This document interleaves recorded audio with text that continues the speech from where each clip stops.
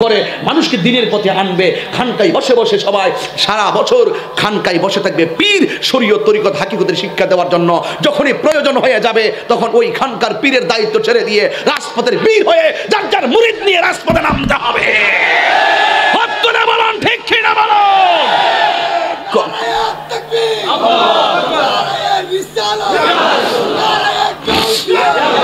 শোনো, সময় নষ্ট করো, একটু রাখো, ধৈর্য ধারণ করো। আমি একটি কথাই বলতে চাই, আমার কথাগুলো একটু তিতা লাগবে, কিন্তু সময় এসেছে সকলে ঐক্যবদ্ধ হওয়ার। এখন সময়ের দাবি। এখন আপনি যত বিচ্ছিন্ন থাকবেন আপনার গলায় টিপ দিয়ে আপনাকে মেরে ফেলবে। আপনাকে প্রতিবাদী হতে হবে। আমি তাহিরি মানুষ হিসেবে ছোট হতে পারি, কিন্তু ভিতরে একটা স্বপ্ন, যদি আমরা টঙ্গীর ইজতেমায় গিয়ে যদি আমরা সুন্নি ইজতেমা করতে পারতাম। এটা আমার একটা সময়ের দাবি, এটা আমার সময়ের দাবি। এটা জাতীয় সম্পদ, এটা কেবল একটা গোষ্ঠী ব্যবহার করবে না, সেটা ব্যবহার করার অধিকার আমাদের রয়েছে, ঠিক কি না বলো?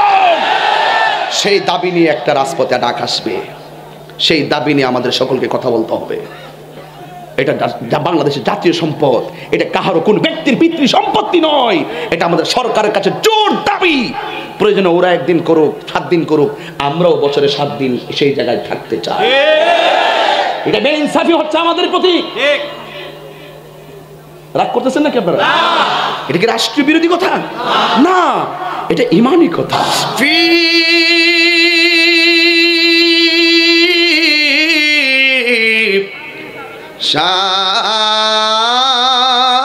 শান হাবিবিহি আওয়াজ করে বলি আল্লাহু আকবার। ওয়া মাহবুবিহি ওয়া মাশুকিহি মুখবিরা ওয়া আমিরা। সুবহানাল্লাহ।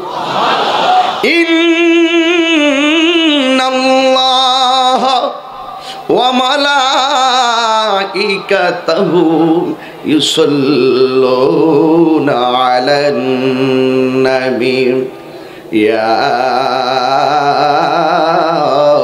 আইয়ুহাল্লাযীনা আমানু সাল্লু আলাইহি ওয়া সাল্লিমু তাসলিমা। আল্লাহুম্মা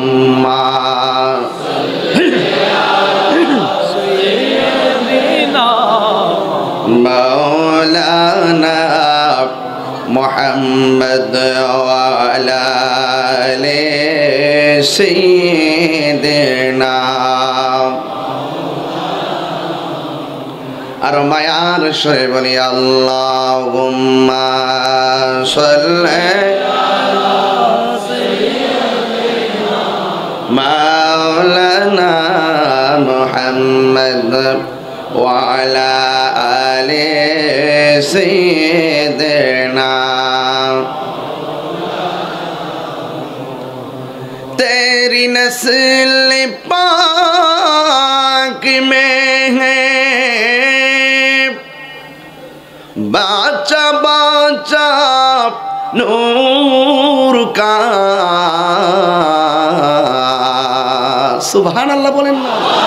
तू है आईनी नूर तेरा सब घराना नूर का। अल्लाहुम्मा सल्ली अला सय्यिदिना व अला आलि सय्यिदिना। মুআজ্জাজ আয়োজন করেছেন, আপনারা অনেক দূর থেকে এসেছেন। মসজিদের সৌন্দর্য মুসল্লি, ওয়াজ মাহফিলের সৌন্দর্য শ্রোতা। বক্তা খুব বড় বক্তা নয়, বক্তা চেয়ারে আসলো, শ্রোতা নাই, বক্তার অবস্থান নাই। আমাদের সকল কৃতজ্ঞতা আপনাদের উপর। আপনারা এইভাবে ভাত ভাঙ্গা নবীর উচ্ছ্বাসে আসেন বলেই আমাদেরকে অনেকে বলে সেলিব্রিটি, অনেকে বলে পপুলার, অনেকে বলে খুব জনপ্রিয়, অনেকে বলে আন্তর্জাতিক, অনেকে বলে খুব বাতিলের আতঙ্ক, কিন্তু সব অবদান আপনাদের। এই জন্য আপনাদেরকে আমার হৃদয় থেকে মুবারকবাদ জানাচ্ছি। আলহামদুলিল্লাহ বলবেন না? লাখ কোটি দরুদ ও সালাম ওই নবীর নূরানি কদম মুবারকে, যিনি হায়াতুন নবী, যেই নবীর প্রেমে পাগল হয়ে এই হাটহাজারীর ফতেপুর ইউনিয়নের আলাউল পাড়ার যুব সমাজ, মুরব্বী সমাজ পাগল হয়ে জান মাল বিসর্জন দিয়ে বিশাল আয়োজন করেছেন, এদেরকেও আমার পক্ষ থেকে ধন্যবাদ জ্ঞাপন করছি। মারহাবা বলুন। সেই নবীজি এমন নবী যিনি বিশ্বসভার সভাপতি, যিনি সমস্ত আম্বিয়া কেরামদের মাথার মুকুট, যার বাহন ছিল বুরাক, যার সফর হয়েছে মেরাজ, যার গমন হয়েছে সিদরাতুল মুনতাহা, যার লক্ষ্যস্থল ছিল কাবা কৌসাইন, যার উদ্দেশ্য ছিল আমার আল্লাহ পাকের দিদার। সবকিছু মিলিয়ে সেই নবীর উম্মত হয়েছি, খুশি না বেজার? কারা কারা খুশি একটু হাত তুলুন। নারে তাকবীর।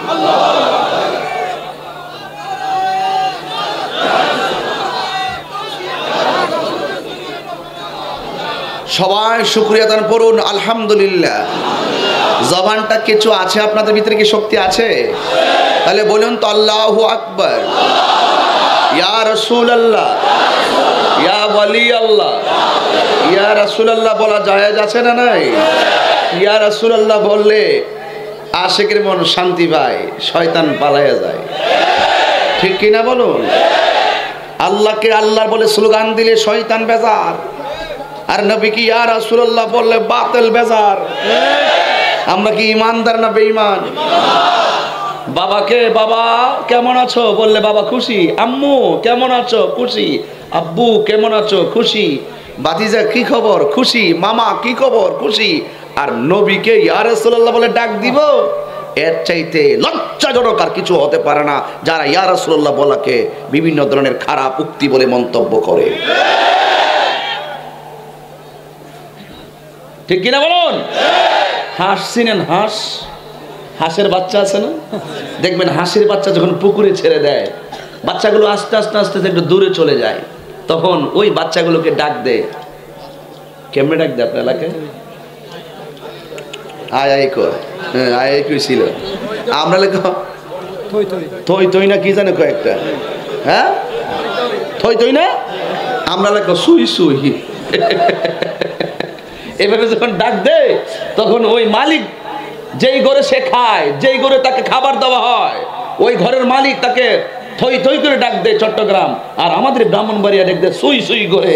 ওই বাচ্চা, ওই হাঁসের বাচ্চা কি বুঝে, ওই ডাকের সুরে সম্মান দিয়ে, সুরকে মূল্য দিয়ে সে মালিকের কাছে চলে আসে। কথা বুঝো? যে বুঝে এরা আমার ভাই, যে বুঝে না তারাও আমার ভাই। যারা বুঝেও বোঝার চেষ্টা করে না, বুঝেও যারা মানে না, না বোঝার ভান করে, এদের সাথে আমাদের সম্পর্ক দরকার নাই। আমি আশা করি বোঝাতে পারতেছি আপনাদেরকে। কথাগুলো কি পরিষ্কার? আসুন একটু সামনে যাই। ইন্তেজামিয়া কমিটির পক্ষ থেকে আমাকে বলা হয়েছে কোরআন সুন্নাহর আলোকে নবীর সুপারিশ, নবীর শাফাআত নিয়ে কথা বলার জন্য। এখানে একটা ইম্পর্টেন্ট ব্যাপার, কিছু লোক এমনও আছে আমাদের মতন স্টেজে বসে যারা বলে আল্লাহর হাবিব সাল্লাল্লাহু আলাইহি সাল্লাম হাসরের মাঠে সুপারিশ করবে, দূরের কথা নিজের জান নিয়েই নাকি ঠেলাঠেলি। রোজ হাসর মে ক্যা যাবা ভাই, মুস্তাফা কি সামনে, নবীর উম্মত দাবি করো, নবীর সামনে কেমনে দাঁড়াবি? যারা বলে রাসূল সুপারিশ করতে পারবে না, এটা মুখ দিয়ে আসে কিভাবে? আর বাবাকেই তো, বাবার কিছু অবদানকে অস্বীকার করলেই তো সেই ছেলে নিমক হারাম হয়ে যায়। আর যেই রাসূল শাফাআত করবেন কোরআন সুন্নাহর অকাট্য দলিল দ্বারা প্রমাণ আছে, তাকে তার সেই নবীর উম্মত, সেই নবীর অকাট্য শাফাআতকে যারা অস্বীকার করে, রাসূল পাকের সামনে দাঁড়াবা এতই সোজা। ফিনারে জাহান্নামা খালিদিন, জাহান্নামে তোমাদের জ্বলতে হবে। রাসূল পাকের জাত এবং সিফতকে যদি কেউ অস্বীকার করে, ঠিক কিনা বলুন? হাটহাজারীবাসী আপনারা বলুন, এই যে এশারা নামাজের পর হাজারো হাজারো মানুষ চলে এসেছেন, আমি জানতাম যে মানুষ এভাবে তো দাঁড়াতেই হবে, জায়গা তো হবে না। আমাকে খুব সুন্দর আমার ওই স্নেহাস্পদ ওয়াহিদুল আলম সাইম, হ্যাঁ, আমার বলতেছে না হুজুর অনেক বড় জায়গা করছি, এবার মানুষ ঠিক আছে হবে। আসলে কি জানেন, আমরা সুন্নিরা মাঝে মাঝে মিস কল দিই বাতিলদেরকে। আমরা সুন্নিরা বিরিয়ানি খাওয়াই না, সুন্নি নয়।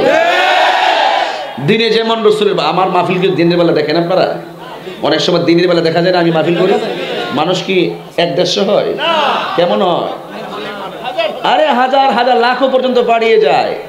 আমি ইচ্ছা করে এই মাহফিলগুলো দিনে রাখি, ইচ্ছা করে রাখি, আমার কিন্তু কষ্ট হয়, এরপরও দিনে রাখি ওদেরকে বুঝাইয়া দেওয়ার জন্য। সুন্নিরা দিনে যেমন রসুলের পাগল, মাগরিবের পরে তেমন রসুলের পাগল, শেষ রাতে রসুলের পাগল, মৃত্যুর আগ পর্যন্ত নবীর পাগল।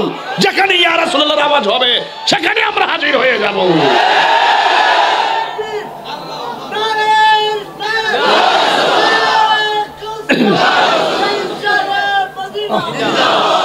গভীর মনোযোগ, খুব মনোযোগ দিবেন। নির্ধারিত সময় পর্যন্ত একটু খেয়াল রেখে আমি কথা বলবো।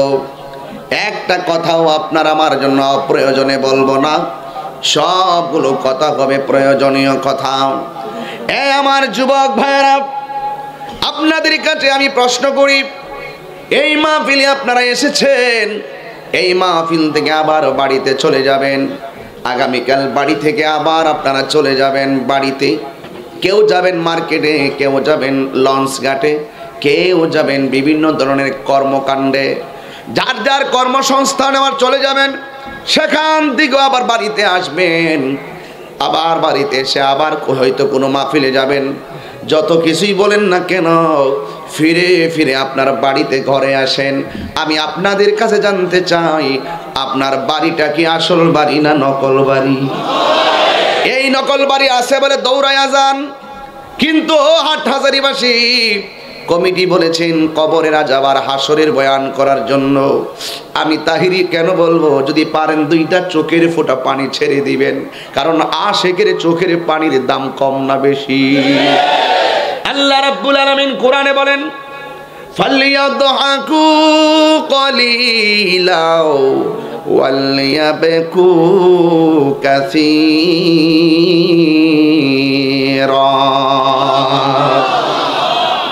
আল্লাহ রাব্বুল আলামিন বলেন, তোমরা বেশি বেশি করে কাঁদো, কম কম করে হাসো, কারণ কাঁদলে গুনাহ মাফ হয়, কাঁদলে সিনা সাফ হয়, কাঁদলে দিল নরম হয়। সব কথার এক কথা হলো, কাঁদলে আমার আল্লাহ খুশি হয়। একটি মানুষের যদি 10,000 টাকা হারিয়ে যায়, এই মাহফিল থেকে যদি কাহারও মোবাইল হারায়া যায়, হুজুর আমার একটা মোবাইল হারানো গিয়েছে, 1 ঘন্টা মোবাইলটা তালাশ করে মোবাইলটা পাওয়া গেছে, এখন বলুন তো মোবাইলের মালিক কি খুশি না বেজার? আমার নবী বলেন, হারানো বস্তু ফিরে পাইলে বান্দা যেমন খুশি হয়, বান্দা যখন গুনাহ করে আল্লাহর কাছে চোখের পানি ফেলাইয়া তওবা করে, আমার আল্লাহ তার চাইতে আরো কোটি গুণ বেশি খুশি হয়। এই জন্য আমার রাসূল বলেন, কাঁদো কাঁদো, কান্নায় যদি চোখে পানি না আসে কান্নার ভান করো। মনে রেখো, দুনিয়ার কোনো মানুষ যদি তোমার অন্তরের খবর না জানে, তুমি কি আসলে কান্না করতেছো নাকি অভিনয় করতেছো? তোমার কান্না করাটা যদিও দুনিয়ার মানুষ দেখতেছে অভিনয়ের মতো, কিন্তু তোমার অন্তরে মালিকের জন্য ফেটে যাচ্ছে রে বাবা। এই জন্য আমার নবী বলেন, কেউ যদি না জানে একমাত্র জানে কে?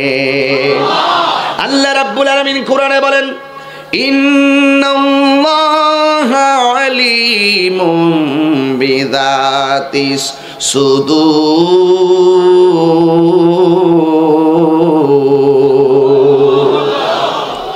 আমি যখন তেলাওয়াত করব আপনারা আল্লাহু আকবারটা জোরে জোরে বলবেন। তেলাওয়াত করলে কি খারাপ লাগে? তাহলে দেখি আপনারা কত জোরে তেলাওয়াত শুনে আল্লাহকে ডাক দিতে পারেন। রেডি তো? রেডি? ইন্নাল্লাহা আলিমুম বিযাতিস সুদূর।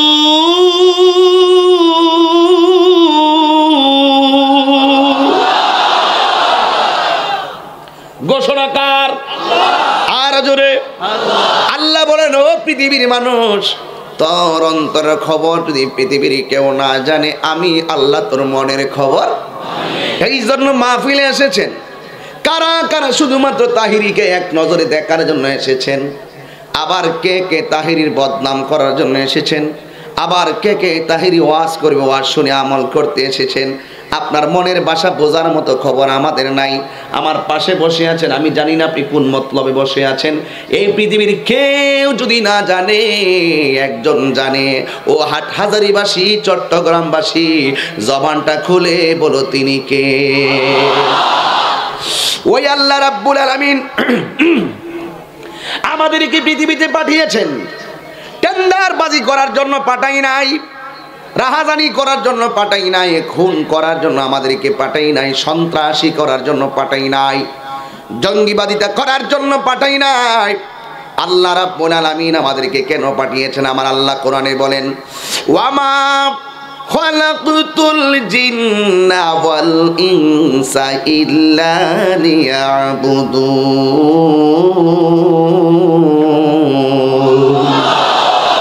আল্লাহ রাব্বুল আলামিন বলেন, আমি মানুষ এবং জিন জাতিকে সৃষ্টি করেছি একমাত্র আমি আল্লাহর গোলামি করার জন্য।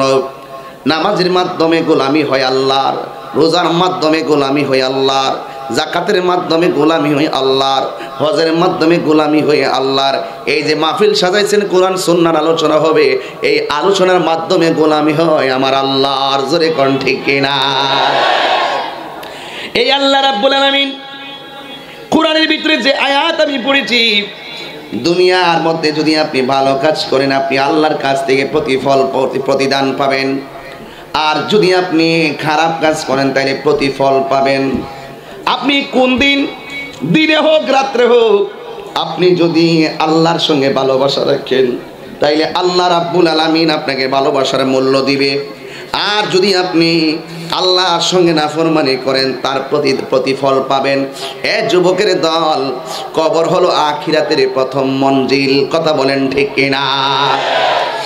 এই জন্য আমার আব্বুরা তাহিরি সামনে যাই বলুন, পিছনে কি বলেন আমি জানি না, যেখানে আপনি দিনে হোক রাত্রে হোক, যেখানেই আপনি আল্লাহর সঙ্গে গাদ্দারি করবেন, নবীর সঙ্গে গাদ্দারি করবেন, ওলি আল্লাহর সঙ্গে নাফরমানি করবেন, পৃথিবীর কেউ যদি আপনার হীন ষড়যন্ত্র না বুঝতে পারে, মনে করতেছেন মানুষকে ফাঁকি দিয়া দিবেন, দিতে পারেন, অসুবিধা নাই, মানুষকে ফাঁকি দিতে পারবেন, কিন্তু আপনার দিনে রাইতে সবগুলো রেকর্ড রাখার জন্য আমার আল্লাহ দুইজন প্রহরী দুই কাঁধে লাগাইয়া দিছে। জোরে বলেন ঠিক কিনা বলেন? দুইজন প্রহরী লাগাইয়া দিল। আল্লাহ কোরআনে সূরা ইনফিতারের মধ্যে ওই প্রহরীদের ঠিকানা দিলেন, প্রহরীদের পরিচয় দিলেন। আল্লাহ রাব্বুল আলামিন বলেন, কিরামান কাতিবিনা ইয়ালামুনা মা তাফআলুন। আল্লাহু আকবার বলার জন্য প্রস্তুতি নেন। কিরামান কাতিবিনা ইয়ালামুনা মা তাফআলুন।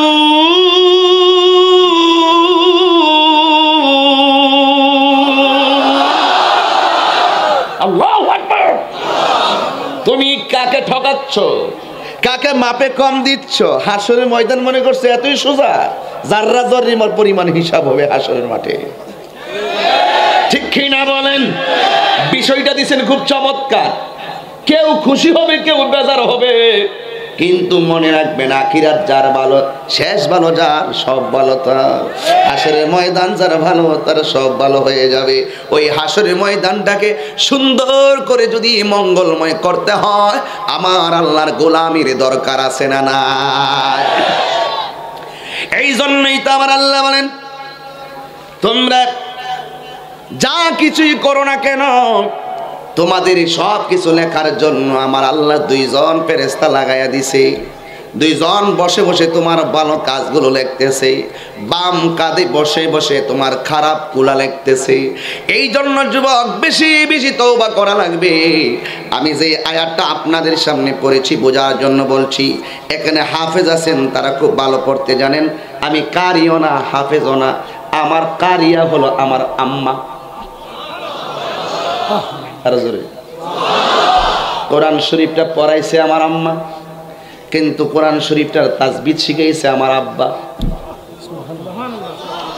কেন জানেন? কান্দি, এই জন্য কান্দি। আজকে যদি আমি তেলাওয়াত করতে না পারতাম, ওই মানুষ কইতো যে কোরআন শরীফই পড়তে পারে না। এটা একটা গুরুত্বপূর্ণ বিষয়, কোরআন তেলাওয়াত করাটা, এটা ভাগ্যের ব্যাপার।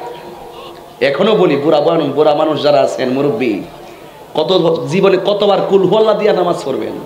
এবার 10টা সূরা শিখেন। প্রয়োজনে রমজান মাসে একজন হুজুরের কাছে যাইয়া আপনি কোরআন তেলাওয়াতটা শিখেন। কবরের ভিতরে এক পাশ দিয়ে একটা আলো আসবে, জিগাইবো এখানে সূর্যের আলো নাই, চাঁদের আলো নাই, তুমি কোথায় থেকে আসছো? তখন ওই আলোটার জবান খুলে যাবে, সে বলবে আমাকে চিনো না, আমাকে যে তুমি তেলাওয়াত করতা, আমি লৌহে মাহফুজের কোরআন। এই হাত তুলে বলো সুবহানাল্লাহ। দেখছেন, এই জন্য কামা তাদিনু তুদান, যেমন কর্ম তেমন ফল। মান জাদ্দা ওয়াজাদা, যে চেষ্টা করে সেই পায়। এই জন্য আমার আম্মা আমারে কায়দা শিখাইছে, আর আমার আম্মা আমারে আমপারা সবক দিছে। আমার সালার মধ্যে বসাইয়া আমপারা সবক দিছে, আমার এখনো মনে আছে। সুইটি বিস্কুটের আগে আর একটা বিস্কিট ছিল, যার নাম ছিল সুপার বিস্কিট, যার অনেক আগের কথা বলতেছি। ছোট ছোট গোল গোল বিস্কিট, এইগুলো গ্রামে গঞ্জে মক্তবে কোরআন শরীফের সবক নিলে এগুলা দিয়ে মিলাদ পড়াইতো। ঘরের ভিতরে আমার আম্মা সবক দিলেন, আর সুপার বিস্কিট এগুলো এখন নাই। এরপরে বিস্কিট আসছে একটু চিনি মিশানো সুইটি বিস্কিট, এইগুলো এখন নাই। এর যুবক গভীরভাবে স্মরণ করি আমার মায়ের শিক্ষা। মা আমার শিখাইছে, আমি হাজার মানুষের সামনে এই কথা গোপন করতে পারবো না, কারণ মাতৃকুলই হলো শিশুদের জন্য শ্রেষ্ঠ পাঠশালা। ঠিক কিনা বলো? এই জন্য আমার এলাকায় মা বোনরা আছে না নাই? মা বোনদের কি বলি, মা তোমার বাচ্চাটা 3 বছর হইলেই তুমি কিন্ডারগার্টেনে দেওয়ার জন্য ব্যস্ত হয়ে যাও, কিন্তু এই কিন্ডারগার্টেনে দেওয়ার আগে তুমি মায়ের একটা দায়িত্ব আছে, চালাকি কইরো না, আগে নিজের দায়িত্বটা পালন করো। নিজের দায়িত্বটা পালন করো। নিজে সকাল সকাল ঘুম থেকে উঠো, সন্তানরে সকাল সকাল ঘুম থেকে তুলো, নিজে নামাজ পড়ো, উযু কইরা সন্তানরে কায়দা সবক দাও, ABCDEFGH IJKLMNOPQRSTUVWXYZ, এইগুলো পড়লে 10টা নেকি হবে না। আমার নবী বলে, যারা কোরআন শরীফের আলিফ বা তাসা এমন ভাবে একটা অক্ষর পড়বে, আমার আল্লাহ তার আমল নামায় একটা অক্ষরে বদনতে তার আমল নামায় 10টা নেকি দান করবে। এই কেমন জাদু, জাদু কোরআন! পৃথিবীর কত মানুষ রাসূলুল্লাহকে মারতে যাইয়া নবীর জবান থেকে যখন কোরআন তেলাওয়াত শুনেছে, এরা কালিমা পয়রা মুসলমান হয়ে গেছে। এই জন্য কবরে যান, কোরআন পয়রা যান, কবরে যান, নামাজ পয়রা যান, কবরে যান। একটা স্লোগান দেন বাবা, একটা স্লোগান দেন।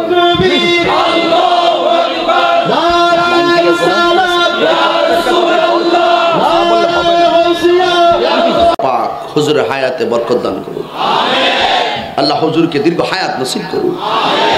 মাতৃকুল পিতৃকুল সকলকে যারা অন্ধকার কবরে, যেন সকলের কবরকে জান্নাতের বাগিচা করে দেয়। খুশি না বেজার? দরুদ শরীফ পড়ুন। আল্লাহুম্মা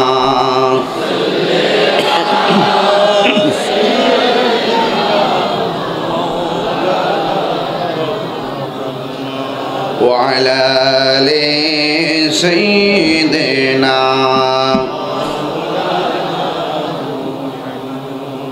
কত জানাজার পড়েছি নামাজ, দিয়েছি কত দাফন, কত জানাজার পড়েছি নামাজ,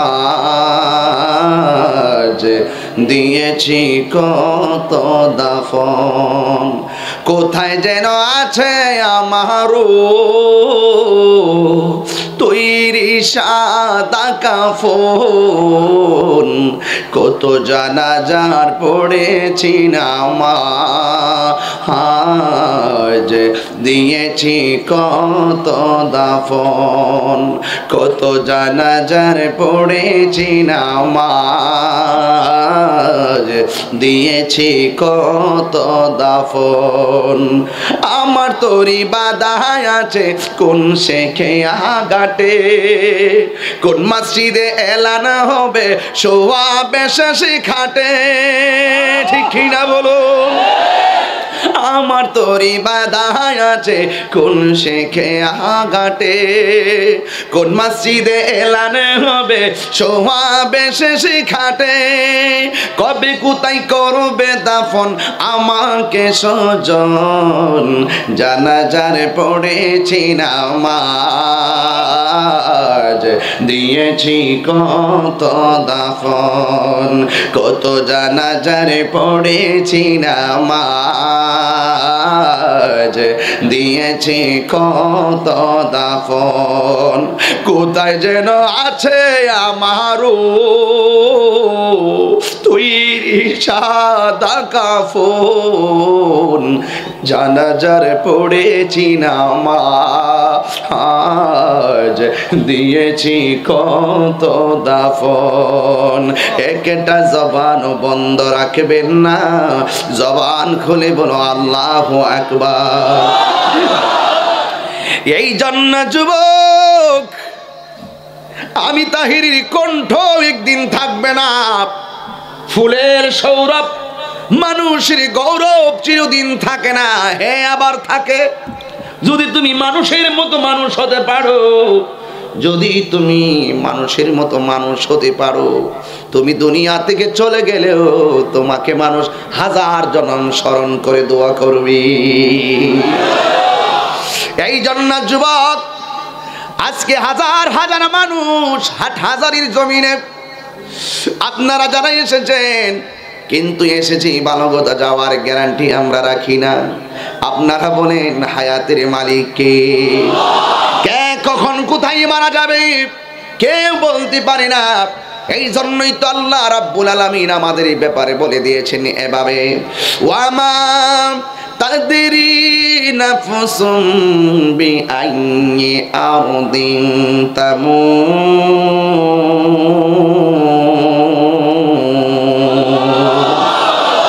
তুমি তো জানো না জমিনের কোন জায়গায় তুমি মারা যাবে, তুমি তো জানো না কোথায় তুমি মারা যাবে।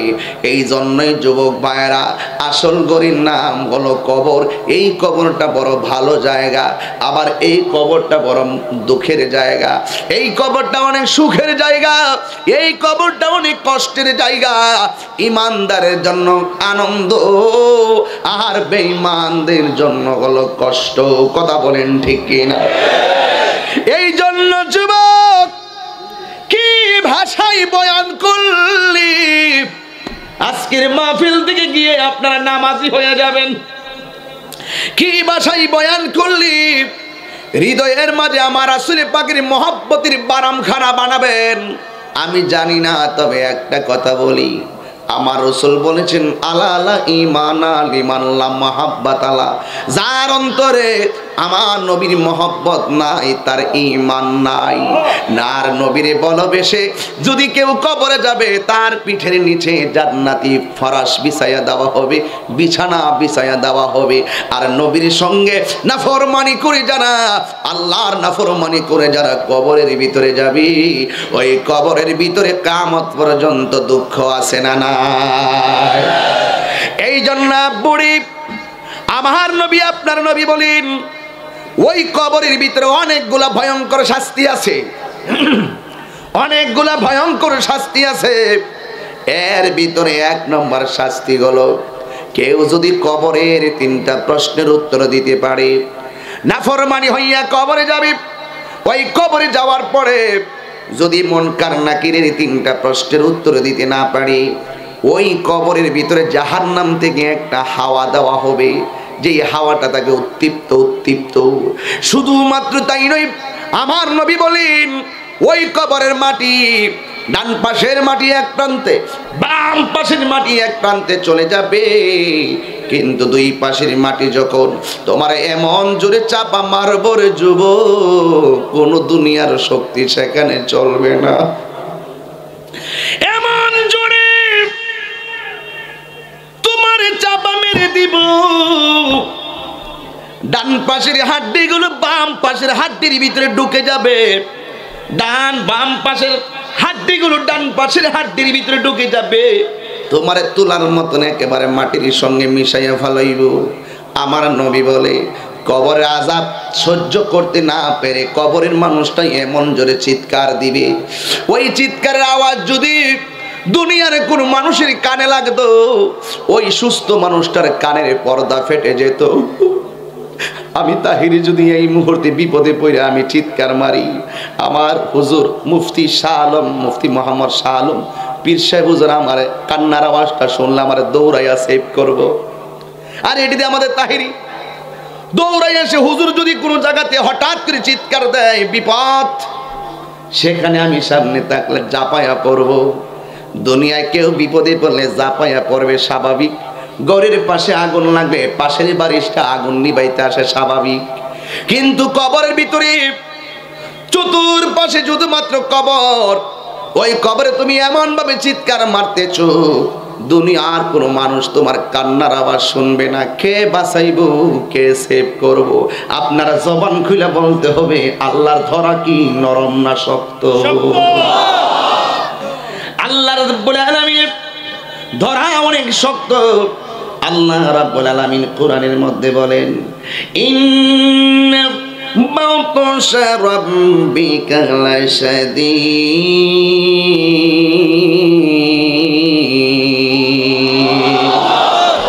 নিশ্চয়ই আল্লাহর ধরা অনেক শক্ত।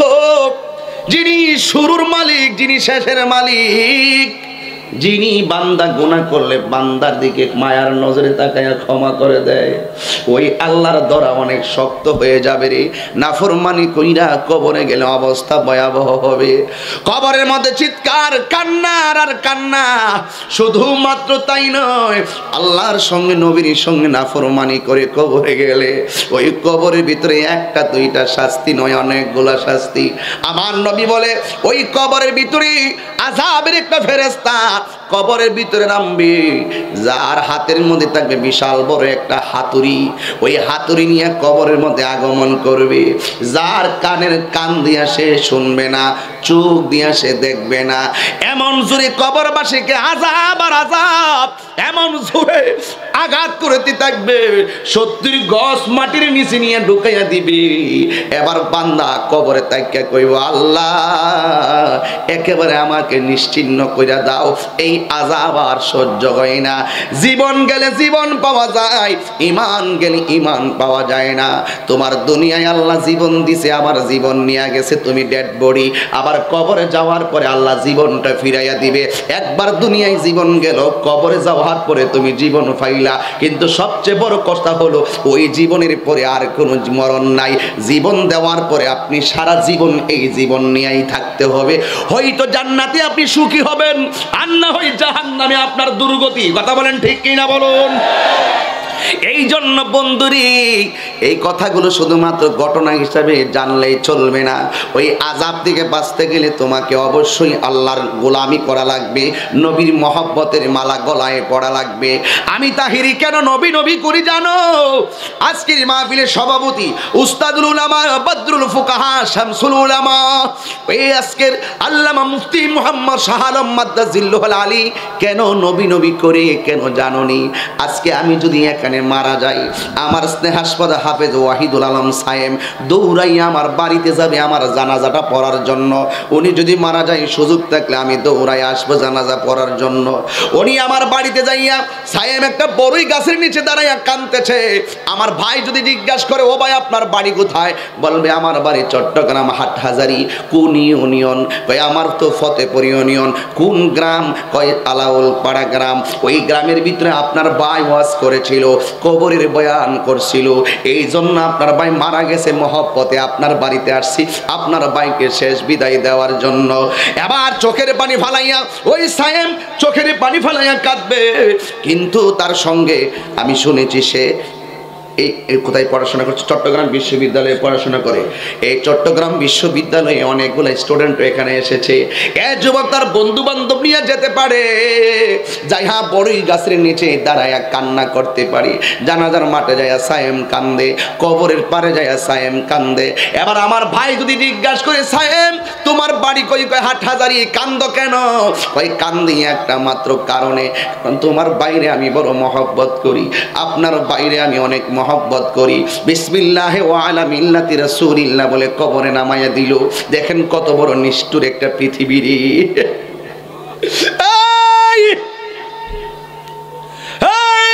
চট্টগ্রামবাসী কি দিয়া বুঝামু পৃথিবীর মানুষ বড় নিষ্ঠুর। কিভাবে বুঝাইলে চোখে পানি আসবে, ওই কিভাবে বুঝাইলে 5 ওয়াক্ত নামাজি হইয়া যাবে আমি জানি না। হায়রে কেন কান্দো? দুনিয়ার মায়া মমতা চাইরা আমার কবরে নামায়া দিল। এতদিন আমি ছিলাম চট্টগ্রামে তাহিরি সাহেব, এতদিন আমি ছিলাম হাটহাজারীতে তাহিরি সাহেব। গতকাল মাহফিল করলাম বাঁশখালীতে, লক্ষ লক্ষ মানুষ লইয়া যারা দেখেছেন বুঝেছেন, ওই জায়গার ভিতরে ছিলাম আমি তাহিরি সাহেব। বাড়িতে গেলাম তাহিরি সাহেব, আজকে সভাপতি মহোদয় এসেছে। আমরা বললাম সভাপতি মহোদয় এসেছে, যেই মাত্র আমার ভিতরে রুহুটা থাকবে না, গড়েও কই আমার লাশ, বাহিরে কই আমার লাশ, জানাজার মাঠে নিয়ে কই মরহুমের লাশ মাঠে এসেছে। একটি সুখ সংবাদে মুখে মারা গেছে। এতদিন আমি ছিলাম এমুক সাপ তমুক সাপ, কিন্তু আমি যখন মারা গেলাম আমার সবাই লাশ আর লাশ, লাশ আর লাশ। সুন্দর পৃথিবী ছেড়ে চলে যেতে চায় না মন, তবু চলে যেতে হয়। সুন্দর পৃথিবী ছেড়ে চলে যেতে চায় না মন, তবু চলে যেতে হয়, তবু চলে যেতে হয়। একটা জবানও বন্ধ রাখবেন না। আমি ধীরে ধীরে ধীরে ধীরে আপনার আমার প্রয়োজনীয় আসল বাড়ির কথাগুলো পরিচয় করাইয়া দিচ্ছি। ও বন্ধুরি, নিজের জমিনের জন্য বাইনা করছো এত লক্ষ টাকা দিয়া, ঘরের জন্য বাইনা করছো, ফ্ল্যাট কেনার জন্য বাইনা করছো 60 লক্ষ টাকা দিয়া। তুমি যেই জায়গার মধ্যে যাইয়া চিরদিনের জন্য শুইবা, ওই জায়গাটারে বাইনা করছো কি দিয়া? টাকা দিয়া। ওই জায়গা বাইনা করলেই নিচে সুখ হবে না। ওই জায়গার বাড়িটারে যদি সুখময় করতে হয়, ঈমান আর নেক আমলকে তোমার পরিপূর্ণ বারাম খানা বানাইয়া দিতে হবে। ঠিক না বেঠি? এই যুবক কি বলতেছিলাম? সায়েমের কথা বলছিলাম। সেক্রেটারির নাম কি? হ্যাঁ, সভাপতি খুরশেদ। দুইজন, খুরশেদ আর সায়েম, দুইজন আমার কবরের দুই পাশে এক মুষ্টি মাটি নিছে। হুজুর কবরে নামাইয়া দিল, উপরে সামিয়ানা দিল, বাঁশগুলা দিয়া দিল, আবার একেবারে কবরটা অন্ধকার হইয়া গেল। এরপরে কই মিনহা খলাকনাকুম ওয়া ফিহা নুঈদুকুম ওয়া মিনহা নুখরিজুকুম তারাতান উখরা। মানুষ আইব রে এক নজর দেখিতে, মানুষ আইব রে। ওরে দেহ খাঁচার ও চিন পাখি, দেহ খাঁচার ও চিন পাখি, উইরা যেদিন যাইব রে এক নজর দেখিতে মানুষ আইব রে। ঠিক না বে ঠিক বাবা? কবরের ভিতরে নামাইল মাটি দিয়া, কবরটা অন্ধকার হইয়া গেল। এবার আমার ভাই ডাক দিয়া কইব, খুরশেদ ও সায়েম কোথায় থেকে আসছো? হাটহাজারী। লক্ষ লক্ষ লোক আমার ভাই তোমাদেরকে নিয়ে বয়ান কইরা শুনাইছে। আমার ভাইটা এখন কবরে একলা শুইয়া গেছে। তোমরা এত দূর থেকে আইছো, আমার বাইরে যেহেতু এত মহব্বত করো, তাইলে একটা কাজ করো, আমার ভাইয়ের সঙ্গে আজকে রাত্রটা কবরে থাকো না? থাকবনি? থাকবনি? এটাই হলো বাস্তবতা। দুনিয়ার কোন বন্ধু তোমার কবরে আপন হবে না, দুনিয়ার কোন বান্ধব তোমার কবরে আপন হবে না। মুরব্বী আব্বা দাড়ি পেকে গেছে, জিগাইলাম দাড়ি পাকলো কেন, টের পাইছেননি? মুরব্বী আব্বা কই হুজুর শত শত রাস্তার পরিবর্তন দেখেছি, কিন্তু আমার দাড়িগুলা কোন সময় পাকছে আমি একটা মিনিটের জন্য টের পাই নাই। জিগাইলাম আপনার শরীরে শক্তি পাননি, কয় না। জিগাইলাম আপনার গায়ে বস্তাগুলো নিতে পারেননি, কয় না। কেন? কয় শক্তি পাই না। এই শক্তিটা কেমনে কেমনে কোন দিন কোন সেকেন্ড থেকে কমা শুরু হয়েছে আপনি জানেননি? কয় না হুজুর জানি না। তাইলে এখন আপনার ফিলিংসটা কেমন, আপনার মতামতটা কেমন, আপনার ফিলিংস কেমন লাগে? কয় হুজুর কিছু না, সবাই বলেছে আমার বয়সের কারণে আমি বুড়া হয়ে গেছি, কিন্তু আমার মনের ভিতরে একটা ভয় ঢুকে গেছে।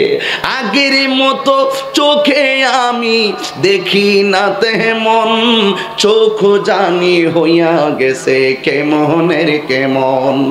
কেউ বুঝে না চোখে আমার কি হয়েছে, বলো কেউ বুঝে না চোখে আমার হয়েছে। আমি বলি আমার মরার চিঠি এসেছে। কথা বলেন ঠিক না রে?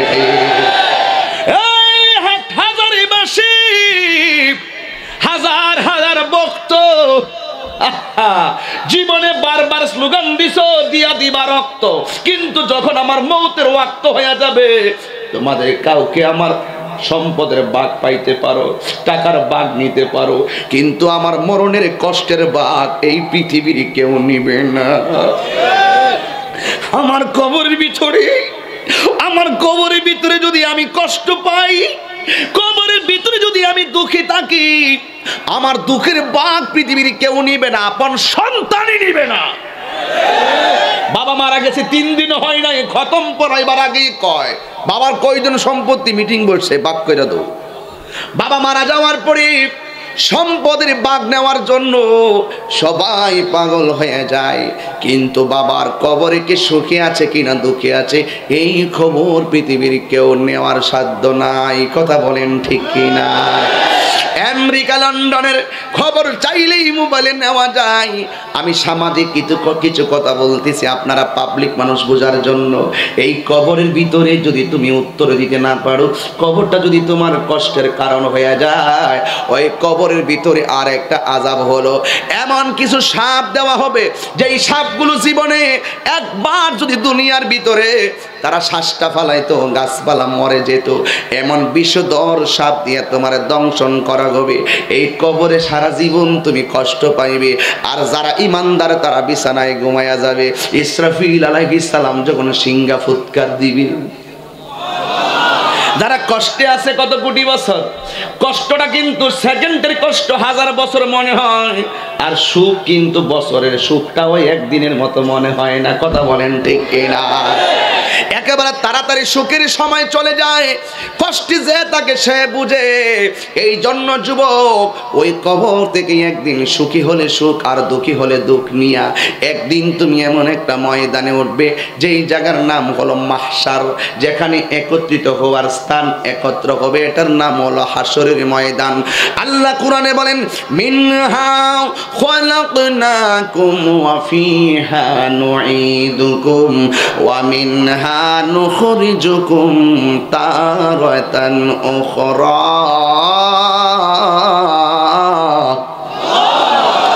এই কবর থেকে ওয়া মিনহা নুখরিজুকুম তারাতান উখরা, উখরা মানে হলো শেষ দিবসের কথা বলা হয়েছে। এই কবর থেকে তোমাকে একটা ময়দানে ওঠানো হবে, ওই ময়দানে ওঠাইয়া তোমার ভালো মন্দের হিসাব নেওয়া হবে। আপনারা জবান খুলে বলেন ওই ময়দানের নাম কি? হাসরের ময়দান, ইংরেজিতে বলা হয় রিজারেকশন লাইফ।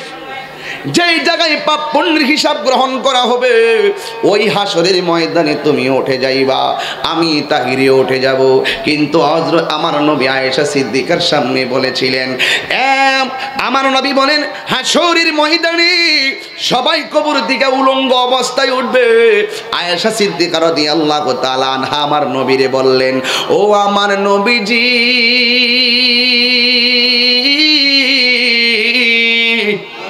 ও মায়ার নবী গো, একজন আরেকজনের সামনে উলঙ্গ অবস্থায় দাঁড়াবে, দেখতে কেমন দেখা যায়? আমার নবী বলে, ও আয়েশা, না রে না, হাসরের ময়দান দুনিয়ার মতন স্বাভাবিক বিষয় নয়। দুনিয়ায় সামনে যেমন চলে, সামনে যেমন দেখে, হাসরের ময়দান তেমন নয়। এই হাসরের ময়দানে যখন সে উলঙ্গ অবস্থায় থাকবে, কিন্তু মাথার 8 বিঘা উপরে সূর্যটা থাকবে। তোমার একটা সুরমা কাঠি যত বড়, এমন পরিমাণ উপরে তোমার সূর্যটা থাকবে রে। তোমার সকল মানুষ কবর থেকে বরাবর এমনি উঠবে না। কবর থেকে ওঠার সময় আমার আল্লাহ গাটটারে এইভাবে ঘুরাইয়া দিব, সরাসরি উপরের দিকে তাকাইয়া কবর থেকে উঠিত হবে। এইভাবে যখন উঠবি, মাথার 8 বিঘা উপরে সূর্য থাকবে। এই সূর্যের তাপের কারণে মাথার ছাতিটা ফেটে যাবে, একেবারে মগজগুলা বাতের মারের মতন সিটটা সিটটা পড়বে। এমন ভাবে মাথার মগজগুলো উড়ে উড়ে যাবে। ও বন্ধুরি, ও যুবকের দল, এবার মানুষগুলো এমন ভাবে উপরে উঠবে, সূর্যের তাপের কারণে তার বডিটা ঘেমে যাবে। ওই ঘাম থেকে তারা সাঁতার কাটবে। কেউ গিরা পানিতে সাঁতার কাটবে, যদি তার পাপ হয়, পাপ যেমন সাঁতারের পানি তেমন। কেউ গিরা পানিতে সাঁতার কাটবে, কেউ হাঁটু পানিতে সাঁতার কাটবে, কেউ কোমর পানিতে সাঁতার কাটবে, কেউ বুক পানিতে সাঁতার কাটবে। ওই বুক পানিতে সাঁতার কাটতে যাইয়া বডির মধ্যে যে গোশতগুলো আছে, একেবারে গরম পানির কারণে গোশতগুলো থেতলাইয়া যাবে। কারণ তোমার ঘামের পানি দিয়া ওই জায়গার ভিতরে একেবারে নদী হইয়া যাবে। এ যুবক, এই নদীর পানিগুলা আমাদের বঙ্গোপসাগরের পানির মতন ঠান্ডা নয়, তোমার বাড়ির পুকুরের পানির মতন ঠান্ডা নয়। দুনিয়ার পানিটা যত গরম, তোমার ঘামের পানিগুলো তার চাইতে 70 গুণ গরম হবে। আল্লাহু আকবার। 70 গুণ বেশি গরম হবে। ও যুবক, এমন পানির ভিতরে তুমি সাঁতার কাটবা, শুধুমাত্র আযাব আর আযাব, শুধুমাত্র আযাব আর আযাব। সকল মানুষের মুখের ভিতরে একটা মাত্র স্লোগান থাকবে, ইয়া নাফসি, ইয়া নাফসি বলে কাঁদবে। হাসরের ময়দানে অনেকগুলো আযাব দেখা যাবে। 1 নম্বর হলো, অনেকগুলা মানুষ পেটগুলা ভারী হয়ে দাঁড়ায়া থাকবে। ওই পেটের ভিতরে থাকবে শুধুমাত্র সাপ আর সাপ, শুধুমাত্র সাপ আর সাপ। আবার জিজ্ঞাসা করা হবে, ও আল্লাহ, এরা কারা গো? পেটটা ঘরের মতন এমন বড় হইয়া রইল, এরা কারা? আল্লাহর পক্ষ থেকে আওয়াজ আসবে, এরা কারা জানোনি? যাদের পেটগুলা উঁচা উঁচা থাকবে আর পেটের ভিতরে কামড়ের কারণে যারা কান্না করে, এদের পেটের ভিতরে অন্য কিছু নয়, এদের পেটের ভিতরে শুধু আছে সর্প। এই সর্পগুলো পেটের ভিতরে যখন দংশন করে, তখন এই মানুষটা হাসরের ময়দানে চিৎকার মেরে দেয়। এই চিৎকারের কারণে অনেক জাহান্নামীরা পর্যন্ত অতিষ্ঠ হয়ে যাবে, ডাক দিয়া বলবে, আল্লাহ, এই শাস্তিগুলা কেন? কেন গো, কেন? আল্লাহ বলবেন, তাদের পেটের ভিতরে সাপগুলো কি জানোনি? এই দুনিয়ার ভিতরে হারাম খাইছি, সুদ খাইছে, ঘুষ খাইছি, যতগুলা টাকা হারাম খেয়েছে, এই টাকাগুলো আজকে সর্পে পরিণত হয়ে গেছে। জোরে জোরে কি নাউজুবিল্লাহ বলবেন না? তার মানে প্রমাণ হয়ে গেল, হাসরের ময়দানে সুদের শাস্তি আছে না নাই? শুধুমাত্র তাই নয়, আমার নবী বলেন, আমি একদিন স্বপ্নে দেখলাম ওই রক্তের নদীর ভিতরে কিছু কিছু মানুষ সাঁতরাইতেছে, সাঁতরাইতে সাঁতরাইতে কিনারে ভিড়ে আবার পাথর দিয়া তাদের মাথায় ডিল মারা হয়। পাথর দিয়া ডিল মারার পরে আবার এদেরকে নদীর মাঝখানে ফেলে দেওয়া হয়। জীবনে কত ওয়াটার হ্যাজ নো কালার, পানির কোনো রং নাই, কিন্তু সেই দিন রক্তের নদী থাকবে। ওই রক্তের নদীর ভিতরে তারা সাঁতরাইব, কিন্তু রক্তের নদীর পানিগুলো একেবারে আগুনের মতো গরম। এমন গরম পানি, ওই গরম পানির ভিতরে তারা সাঁতরাইব। আল্লাহর হাবিব বলেন, জিবরাইল, এরা কারা রে? যাদেরকে এমন ভাবে রক্তের নদীর মধ্যে একেবারে হাবুডুবু খাওয়াইয়া এমন ভাবে শাস্তি দিতেছে। এবার জিবরাইল আলাইহিস সালাম কয়, ইয়া রাসূলুল্লাহ, এরা দুনিয়ার ওই সমস্ত বান্দা যারা বেশি বেশি করে দুনিয়ার ভিতরে সুদ খাইতো। এখন আপনারা চট্টগ্রামবাসী বলেন, আমাদের এলাকায় সুদখোর আছে না নাই? আওয়াজটা আসতে হয়েছে, জোরে বলেন। আরো জোরে বলুন। সুদ খাওয়া কি হালাল না হারাম? আরো জোরে কোন কি? এটা কি আমার কথা নাকি আল্লাহর কথা? এখন সুদখোরের বিরুদ্ধে কথা কইলে সুদখোরের গায়ে যদি লেগে যায়, আমি তাহিরির কিছু করার নাই। সুদখোরে কি আমি আল্লাহর ওলি কমু না? হ্যাঁ, কি হবে বেঁচে থেকে? বলবো, বলো, অসুবিধা হবে না? আপনার এলাকায় কি এগুলো চলে? কি হবে বেঁচে থেকে? আমি চট্টগ্রাম মাহফিল করতে করতে কিছু অভ্যাস হয়ে যাচ্ছে, খুব বেশাবা লাগে এই এলাকায় ওয়াজ করে। আপনারা বাংলা গজলগুলো আমি যে নর্মালগুলো গাই, হুজুর নর্মাল যে সুরে গাই, এই সুরে মনে হয় চলে না, কিন্তু আপনাদের এলাকায় চলে বেশি বেশি। जिसका कोई सानी नहीं वो नबी हमारा है, जिसका कोई सानी नहीं वो नबी हमारा है, मुस्तफा की अजमत का हद है ना किनारा है। ठीक ना बोलो? আপনাদের এলাকায় চলে এইগুলো। এগুলো গাইলে আপনার যে চোখের পলকে মানে নূর নবী এসেছে, এই যে দেখেন কি অবস্থা, একটা জজবা চলে আসে। এগুলো আমি আস্তে আস্তে বলবো, কিন্তু আমি আমার যেভাবে অভ্যস্ত হয়েছি ওয়াজ করতে করতে, আমি এভাবেই কিছু কথা বলতেছি। আপনাদের কাছে কি আমার কথাগুলো পরিষ্কার? পরিষ্কার। আমি এই কথাটাই বলছিলাম ইংলিশে, কথা কি ক্লিয়ার না ভেজাল আছে? এই কথাটা যখন বলছিলাম তখন একজন সাংবাদিক আমার বিরুদ্ধে মামলা করে দিয়েছে। কথা কি ক্লিয়ার নাকি ভেজাল আছে? কিছু বাংলা ওয়ার্ড বলছিলাম, এগুলোর জন্য মামলা করে দিয়েছে। এখন আমি আবার ইংলিশটারে ট্রান্সলেট করে বাংলা করেছি উল্টা। কথা কি পরিষ্কার? কথা কি পরিষ্কার? এরপরে যদি আমার কথা না বুঝো তাহলে কটন বাট দিয়ে কান পরিষ্কার করে নাও। হাত তুলে বলো ঠিক কি না বলো। আস্তে আস্তে বলবো, কিন্তু আমি কাউকে ছাড় দেই না, বেটা নয়। কথা কি পরিষ্কার? সুদখোর কি আমি সুদখোর বললে, সুদখোর যদি কষ্ট লাগে আমি কি সুদের ওয়াজ বন্ধ করে দিব? না। কথা কয় না? আরে কথা বলুন। নবীর দুশ্মন কি দুশ্মন বলবো, এতে যদি নবীর দুশ্মন আমার প্রতি খেপে যায় আমি কি ওয়াজ বন্ধ করে দিব? এই আওয়াজ আসছে কেন? হাত তুলে বলো বন্ধ করে দিব।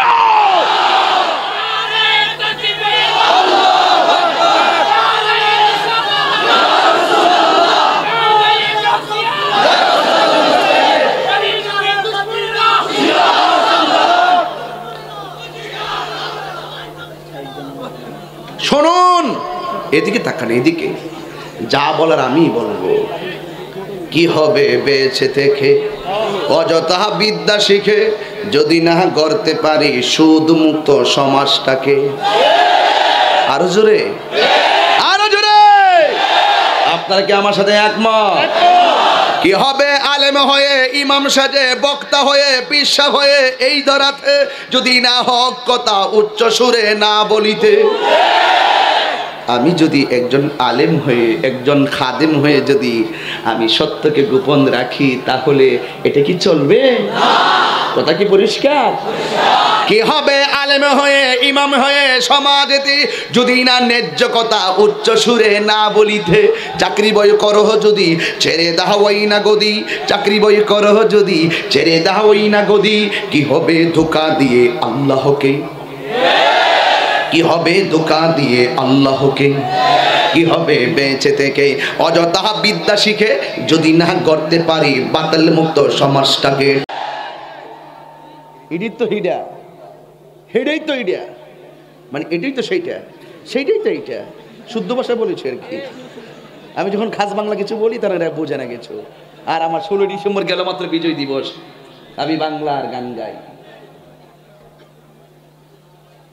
এক সাগরী রক্তের বিনিময়ে বাংলার স্বাধীনতা আনল যারা, আমরা তোমাদের বলবো না, আমরা তোমাদের বলবো না, ভুলবো না, ভুলবো না, ভুলবো না।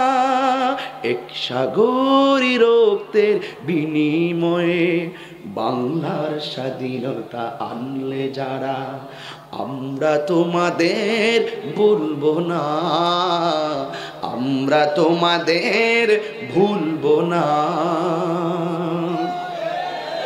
এখন ফতোয়া দাও, তাহিরি গান গাইছে, রাষ্ট্রদ্রোহী মামলা দিয়া দিন।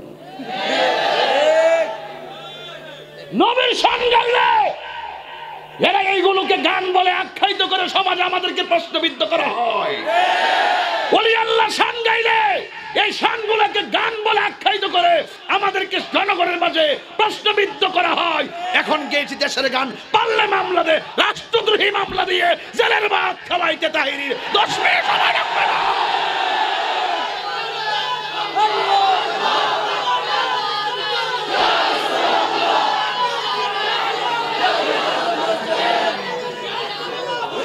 শুনুন শুনুন, রাগ করতে আমি তাহিরি চাই না, আমি অনেক সময় বরদাস্ত করতে পারি না। স্টেজে ওঠার সময় আমাকে খুব বুঝাইয়া দেয়, কাউকে কিছু বলার প্রয়োজন নাই, শুধুমাত্র এই সামাজিক ওয়াজ করে যান। কিন্তু আমি তাহিরির বিরুদ্ধে বদনাম করেন, আমি কিছুই বলবো না। আমাকে আপনি ভণ্ড বলেন, আমি আপনাকে কিছুই বলবো না। আমাকে মাজার পূজারি বলেন, আমি কিছুই বলবো না। আমার 14 গোষ্ঠী নিয়ে আপনি যেমন তাই বলেন, আমি কিছু বলবো না। যখন আমি দেখব আমার জান, আমার প্রাণ, আমার ঈমান হাবিবে দুজাহানের বিরুদ্ধে কথা বলবেন, আপনি কে? আপনাকে চিনার টাইম আমার নাই।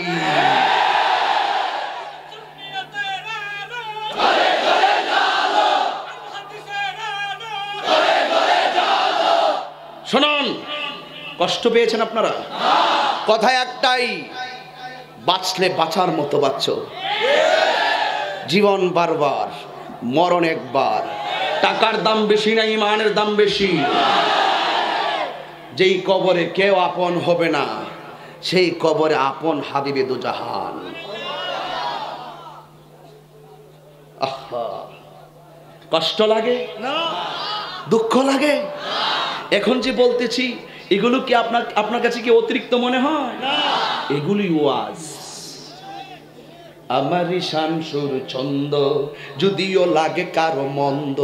নবীজির শান সুর ছন্দ, যদিও লাগে কারো মন্দ।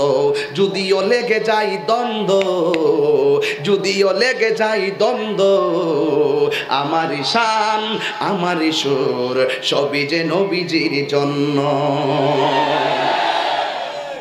আমার শব্দ নবীর জন্য। তো তুমি কি বলবা? এগুলো দেখার টাইম আছে?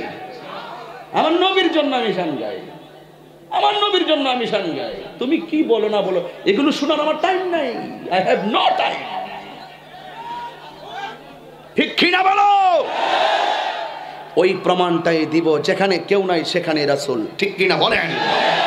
আমাকে বিষয় দিয়েছেন খুব চমৎকার, এখানে অনেক তথ্য বেরিয়ে আসবে। কি হবে বেঁচে থেকে অযথা বিদ্যা শিখে, যদি না গড়তে পারি শুধু মুক্ত সমাজটাকে। ঠিক কিনা বলো? কি হবে আকাশ ছোঁয়া বিলাসবহুল বাড়ি গাড়ি, না খেয়ে কত মানুষ পরপারে দিচ্ছে পারি। কি হবে আকাশ ছোঁয়া বিলাসবহুল বাড়ি গাড়ি, না খেয়ে কত মানুষ পরপারে দিচ্ছে পারি। আজরাইল আসবে যবে মাটিতে পড়ে রবে, আজরাইল আসবে যবে মাটিতে পড়ে রবে। কোনো কাজে লাগবে না তোর বিল্ডিংটাকে, কোনো কাজে লাগবে না তোর বিল্ডিংটাকে। কি হবে বেঁচে থেকে অযথা বিদ্যা শিখে, যদি না গড়তে পারি শুধু মুক্ত সমাজটাকে, যদি না গড়তে পারি বাতিল মুক্ত সমাজটাকে। ঠিক না বলেন? সবার মুখের মধ্যে শুধু একটা স্লোগান, নাফসি নাফসি। আদম সফিউল্লাহ বলে নাফসি নাফসি, ইব্রাহিম খলিলুল্লাহ বলে নাফসি নাফসি, মূসা কালিমুল্লাহ বলে নাফসি নাফসি, নূহ নাজিউল্লাহ বলে নাফসি নাফসি, দাউদ খলিফাতুল্লাহ বলে নাফসি নাফসি, ঈসা রূহুল্লাহ বলে নাফসি নাফসি। সবার জবানে শুধুমাত্র একটা মাত্র স্লোগান, ইয়া নাফসি বলে কাঁদবে। ও বন্ধুরি, ও বন্ধুরে, বলে আমার এবার সবাই কোথায় যাবে? আদম নবীর বলবে আপনি আমাদেরকে সুপারিশ করুন। আদম নবী বলবে যদিও 340 বছর কাদার পরে আমি ক্ষমা পাইছি, এখন আবার আমার আল্লাহ ওই অপরাধের জন্য আমাকে ধরে কিনা আমি বড় চিন্তিত আছি, আমি পারবো না। তোমরা সামনে যাও। সামনে ইব্রাহিম ও খলিলুল্লাহর কাছে যাবে। কেউ নবীর সুপারিশ করতে, কেউ নবীর কাছে যে কোনো নবীর কাছে কোনো কেউ সুপারিশ পাবে না, কোনো নবী সুপারিশ করবে না। জবানের মধ্যে শুধুমাত্র থাকবে একটা মাত্র স্লোগান, ইয়া নাফসি ইয়া নাফসি। এমন ভাবে তারা কান্না শুরু করে দিবে, বন্ধুরে আমার এবার আমরা পাগলের মতো হয়ে যাব। ও বন্ধুরি, তখন আমরা ঈসা রুহুল্লাহর কাছে আমরা চলে যাব। ঈসা রুহুল্লাহর কাছে আমরা চলে যাব, যাইয়া বলবো ঈসা রুহুল্লাহ আপনি আমাদের জন্য একটু সুপারিশ করুন না। কিন্তু এর আগে আরেকটু ছোট্ট একটা নসিহত আছে, কি আমরা নূহ নবীর কাছে যখন যাব, গিয়ে বলবো নূহ নবী গো আপনি আমাদের জন্য একটু সুপারিশ করুন না। এবার নূহ আলাইহিস সালাম বলবেন না না আমি পারবো না, আল্লাহ আমার 3-4টা সন্তান দিয়েছিল, 3টা সন্তান আমার কথা মানছে আর একটা সন্তান আমার কথা মানে নাই। আল্লাহ যদি কই তুই তোর সন্তানটাকে আমি আল্লাহকে চিনাইতে পারলি না, তুই নবী হিসাবে তোর সন্তানের কাছে দাওয়াত দিয়ে কবুল করাইতে পারলি না, আমি আল্লাহর দরবারে কি জবাব দিব? নূহ নবী তার সন্তানদের বলছিল, এ বাবা আয় আয় আল্লাহর ইবাদত কর, আমি নবীরে মান, কিন্তু আমি নবীরে তোর বাবারে তুই মান। কয় না না মানতাম না। 3 ছেলে মানলো, নাজাত পেয়ে গেল। যারা মানলো নূহ নবীর সঙ্গে সবাই নাজাত পেয়ে গেল, নিজের আপন সন্তান ডুবে ডুবে মারা গেল। এর দ্বারা প্রমাণ হয়ে গেল নবীর ছেলে বলেই কিন্তু নবী আল্লাহর প্রিয় হতে পারে নাই, নবীর সন্তান হওয়ার পরেও নবীর কাছে প্রিয় হতে পারে নাই, জাহান্নামী হয়ে গেছে। আমি একটা কথা বারবার বলতেছি, বারবার আবারও বলবো, পীর সাহেবের ছেলে পীর হবে তার মাঝে যোগ্যতা লাগবে। কথা বলেন ঠিক কিনা? যোগ্যতা লাগবে, যোগ্যতা।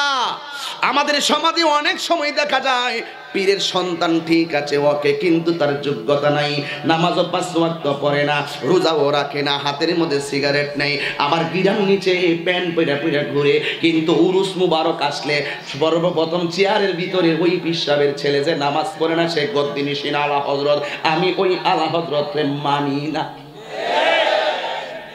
কথা ফাইনাল নি? হ্যাঁ কথা ফাইনাল নি? তার যোগ্যতা থাকতে হবে, যোগ্যতা থাকতে হবে।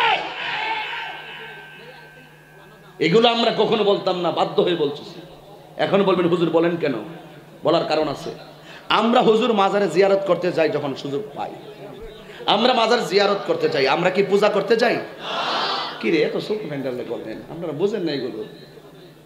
ইস কষ্ট করতেছে মানুষ, কষ্ট হইতেছে আপনারা নাকি? আর আমি যে কথাগুলো বলছি এগুলো প্রয়োজন আছে কিনা বলেন? যে রাগ করলে আমার কিছু আসে যায় না। আমি বছরে 2-3 বার আসবো চট্টগ্রাম। এখন প্ল্যান করছি 64টা জেলায় 64টা মাহফিল দিব, আর প্রত্যেকটা উপজেলায় একটা করে মাহফিল দিব। এইরকম একটা সেটিং দিতেছি যেন মাহফিলগুলো সব বিভাগীয় পর্যায়ে হয়। আহলুস সুন্নাত ওয়াল জামাতের জন্য উদ্যোগে, সম্পূর্ণ জেলাভিত্তিক আহলুস সুন্নাত ওয়াল জামাতের উদ্যোগে যেন মাহফিলগুলো হয়, এবং সেন্ট্রাল প্রোগ্রাম যেগুলোতে লক্ষ লক্ষ মানুষ হবে, আমরা একই সাথে পুরো জেলাকে সুন্নিয়তের দাওয়াত দিতে চাই। কথা বলেন ঠিক কিনা বলুন? খণ্ড খণ্ড খণ্ড খণ্ড পথ চলার চেয়ে ঐক্যবদ্ধ পথ চলার ভিতরে আপনি মাকসুদ মঞ্জিলে আপনি পৌঁছতে পারবেন। বিচ্ছিন্ন বিচ্ছিন্ন বিচ্ছিন্ন দল নিয়ে আন্দোলন আপনাকে পরাজিত করবে, আর ঐক্যবদ্ধ করে আন্দোলন আপনাকে বিজয়ী করবে। কথা বলেন ঠিক না বেঠে? এই জন্য আমরা সবাই ঐক্যবদ্ধ হওয়ার দরকার আছে না নয়? আমরা যার যার খানকায় থাকবো পীর হয়ে। আজকে এখানে হুজুর এসেছেন, হুজুরে খানকায় আছেন, আমি আছি আরেকটা জায়গায়, আরেকজন পীর সাহেব আছেন আরেকজন খানকায়। কেউ কেউ সবাই যার যার খানকায় পীর হয়ে তারা তরিকত শরীয়ত তরিকত হাকিকত মারিফতের দীক্ষায় মানুষকে দীক্ষিত করবে, মানুষকে কোরআন সুন্নাহর আলোকে নসিহত করবে। The holy Quran is the constitution of human life. মানুষের সংবিধান হিসাবে, যাবতীয় সকল সমস্যার সমাধান হিসাবে আল কোরআনকে ইউজ করে মানুষের জীবনকে ধন্য করবে। কারণ রাসূল পাকের উপরে if you love Allah follow the Muhammad Mustafa সাল্লাল্লাহু আলাইহি ওয়াসাল্লাম, that is not but Allah, Muhammad is the messenger of Allah. Allah ছাড়া কোনো মাবুদ নাই, আল্লাহর হাবিব সাল্লাল্লাহু আলাইহি ওয়াসাল্লাম আল্লাহ রাসূল বন্ধু লা ইলাহা মারতিবাবু ইল্লা ইলাহান তাব জুবিনা মুহাম্মাদুন রাসূলুল্লাহ বাসি অদ্দওয়াক্ষর মি মন্তওয়াক্ষর দাল রাসূল পাকের নাম জপলে গুনাহ মাফ হয়ে যায়। সেই রাসূলের তালিম তালবিয়াত এবং তালকিন দিবেন এবং তালিম তারবিয়াত উপস্থাপন করে মানুষকে দিনের পথে আনবে। খানকায় বসে বসে সবাই সারা বছর খানকায় বসে থাকবে পীর শরীয়ত তরিকত হাকিকতের শিক্ষা দেওয়ার জন্য। যখনই প্রয়োজন হয়ে যাবে তখন ওই খানকার পীরের দায়িত্ব ছেড়ে দিয়ে রাজপথের বীর হয়ে যার যার মুরিদ নিয়ে রাজপথে নামতে হবে। সত্য না বলুন, ঠিক কি না বলুন?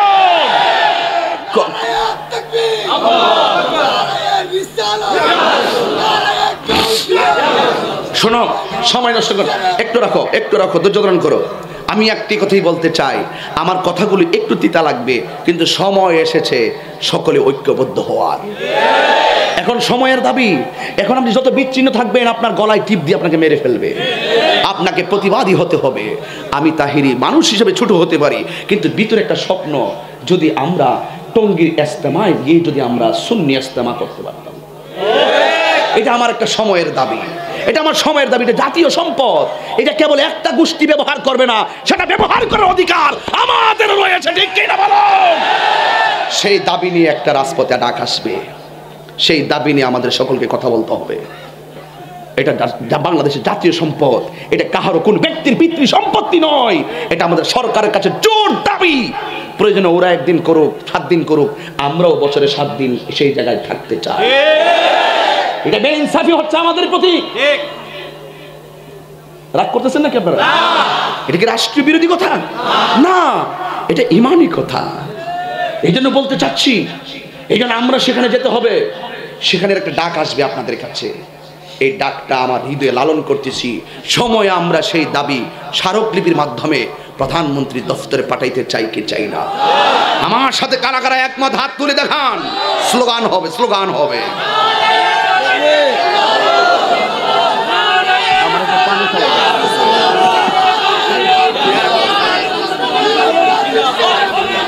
মাইকটা ইউজ করো স্লোগানের জন্য, তোমরা বুঝো না। সকলে বলুন আল্লাহু আকবার। আর যখন আল্লাহু আকবার। হাসরের ময়দানে, হাসরের ময়দানে সবার মুখে নাফসি নাফসি। এনেস কই রে, কই খুরশিদ, কই এত কই কোরআন তেলাওয়াত করছি। এনে সুন্নাত মান কাদার সুন্নাহ, এটা পণ্ডিত তেলাওয়াত করো। এই শোনো, একটি কথা বলি, সব নবীদের মুখে নাফসি নাফসি। হুজুর, আমি নিজের কানে হুজুর শুনেছি, আমি নিজে বক্তব্যটা দেখেছি। হ্যাঁ, ভালো হাফেজ, খুব ভালো হাফেজ। আমি নিজের চোখে বক্তাকে দেখেছি। রাজনীতিবিদ আপনারা এখানে অনেকে আছেন, মাইন্ড করেন না। নিজের কানে শুনেছি, আমি তাকে ব্যক্তিগতভাবে চিনেছি, যদিও আমি তার বাড়িতে যেতে নাহি পেরেছি, যদিও তার বাড়ি ঘর নাই চিনতে পেরেছি। সে বলেছে হাসরের মাঠে আল্লাহ রসুল সুপারিশ করবে দূরের কথা, নিজের জীবন নিয়েই নাকি ঠেলা ঠেলি। তো আপনি যদি নবীর উম্মত হন, কেমনে ঠান্ডা হয়ে বসে থাকবেন? হাত বান্দিবি পা, আমার গ্রাম হইতো তাইলে বলতাম সুরটা দিয়া, এখন কইতাম না। আপনাদেরকে শুনেন শুনেন শুনেন শুনেন একটা কথা শুনেন। আপনারা কিন্তু এইভাবে আমাকে বলার জন্য উৎসাহ করেন, কিন্তু দেখা যায় অনেকে আবার ইডারে অতিরঞ্জন করে। এগুলো আমি আগে বুঝতাম না, এখন কিছুটা বুঝি। খারাপ লাগতেছে। আমার হুজুর বলতেছে, আমার বাস্তবে আজকে দেখছে, ইউটিউবে অনলাইনে অনেকবার দেখছে। হুজুরকে অনেক মোবারকবাদ যে হুজুর আমার জন্য একটু খাস করে দোয়া করবেন, এটাই হলো আপনার কাছে প্রত্যাশা। হুজুর, একটি কথা বলি, রসুল ছাড়া কি হাসরে কেউ আপন আছে? আপন আছে? চাপার জোরে বলবো না, দলিল দিয়ে বলবো। আমি যে কথাটা বলতেছি, হুজুর বুখারী শরীফের 2য় খণ্ড কিতাবুল আম্বিয়া, টোটাল হাদিসটা আমরা যে এই নবীর কাছে ওই নবীর কাছে যাব, ওই নবী কিতাবুল আম্বিয়াতে টোটালি হাদিসটা আছে। এই হাদিসটা আমি এখন বাংলায় বলে বলে পড়তেছি, বুখারী শরীফ থাকলে আমি দেখে দেখে বলতাম বোঝার জন্য। তো সমস্ত নবীগণ বলবে আমরা পারবো না, কিন্তু ঈসা নবী একটা ব্যতিক্রম কথা বলবে যে আমি যদিও পারবো না, তোমাদের জন্য একটা রাস্তা দেখাই দিতে পারি। এই রাস্তাটা কি? সুন্নাত মান কাদ আরসালনা ক্বাবলাকা মির রাসূলিনা ওয়ালা তাজিদুলি সুন্নাতিনা তাহবিলা আকিমি সলাতা লিদুলুকি শামসি ইলা গাসাকিল লাইলি ওয়া কুরআনাল ফাজর ইন্না কুরআনাল ফাজরি কানা মাশহুদা ওয়া মিনাল লাইলি ফাতাহাজ্জাদ বিহি নাফিলাতাল লাকা আসা আইয়াবাসাকা রাব্বুকা মাকামাম মাহমুদা। সুবহানাল্লাহ। কইতাম না আমরা সবাই? এই সবাই হাত তুলে চিল্লে বলে মারহাবা। এটাও চিনতেন না, মাকামে মাহমুদটা আরেকটু সহজ করে দিই, এগুলো আপনারা বুঝতেন না। এই যে হাফেজ সাহেব বুঝছে 15 পারা থেকে বের করে ফেলাইছে, কিন্তু আরেকটা সহজভাবে মাকামে মাহমুদের ঠিকানা দিয়ে দেই, যখনই শুনবেন তখনই মনে মনে ধারণা করবেন ওই মাকামে মাহমুদের গোড়ায় আমার রাসূল থাকবে। আল্লাহুম্মা রাব্বা হাযিহি দাওয়াতি তাম্মা ওয়াস সালাতিল কাইমা আতি মুহাম্মাদানিল ওয়াসিলাতা ওয়াল ফাদিলা ওয়াদ দারাজাতুর রাফিআ ওয়া বা'আসহু মাকামান মাহমুদা। প্রতি আযানের দুয়ার ভিতরেই তো মাকামে মাহমুদ বলতেছি, বাট মাকামে মাহমুদটা কি জিনিস সেটা তো আমরা জানি না। ফাতাহাজ্জাত বিহি নাফিলাতাল লাক আসা আইয়া বাসাকা রাব্বুকা মাকামান মাহমুদা। আমাদের উপরে নামাজ হলো 5 ওয়াক্ত, রাসূলের জন্য ছিল 6 ওয়াক্ত, আর আল্লাহ পাক মাকামে মাহমুদটা দান করবেন তাহাজ্জুদ নামাজের বদৌলতে। জোরে কন্যা সুবহানাল্লাহ বলেন। এই জন্যই তো আমার রাসূল বলেছেন 5 ওয়াক্ত নামাজ যারা নিয়মিত পড়ে এরা সাধারণ বান্দা থেকে আল্লাহর খাঁটি বান্দা হয়। আর 5 ওয়াক্ত নামাজের পাশাপাশি যারা বেশি বেশি নফল ইবাদত করে, তাহাজ্জুদের নামাজ পড়ে, আওয়াবিনের নামাজ পড়ে, ইশরাকের নামাজ পড়ে, তাশতের নামাজ পড়ে, নফল ইবাদত করে, লাইলাতুল কদরের নামাজ পড়ে, বরাতের নামাজ পড়ে, যার জীবনে যত বেশি নফল ইবাদত থাকবে আমার আল্লাহ ওই খাঁটি বান্দাটাকে শেষ পর্যন্ত আল্লাহর বন্ধু বানায় দেয়।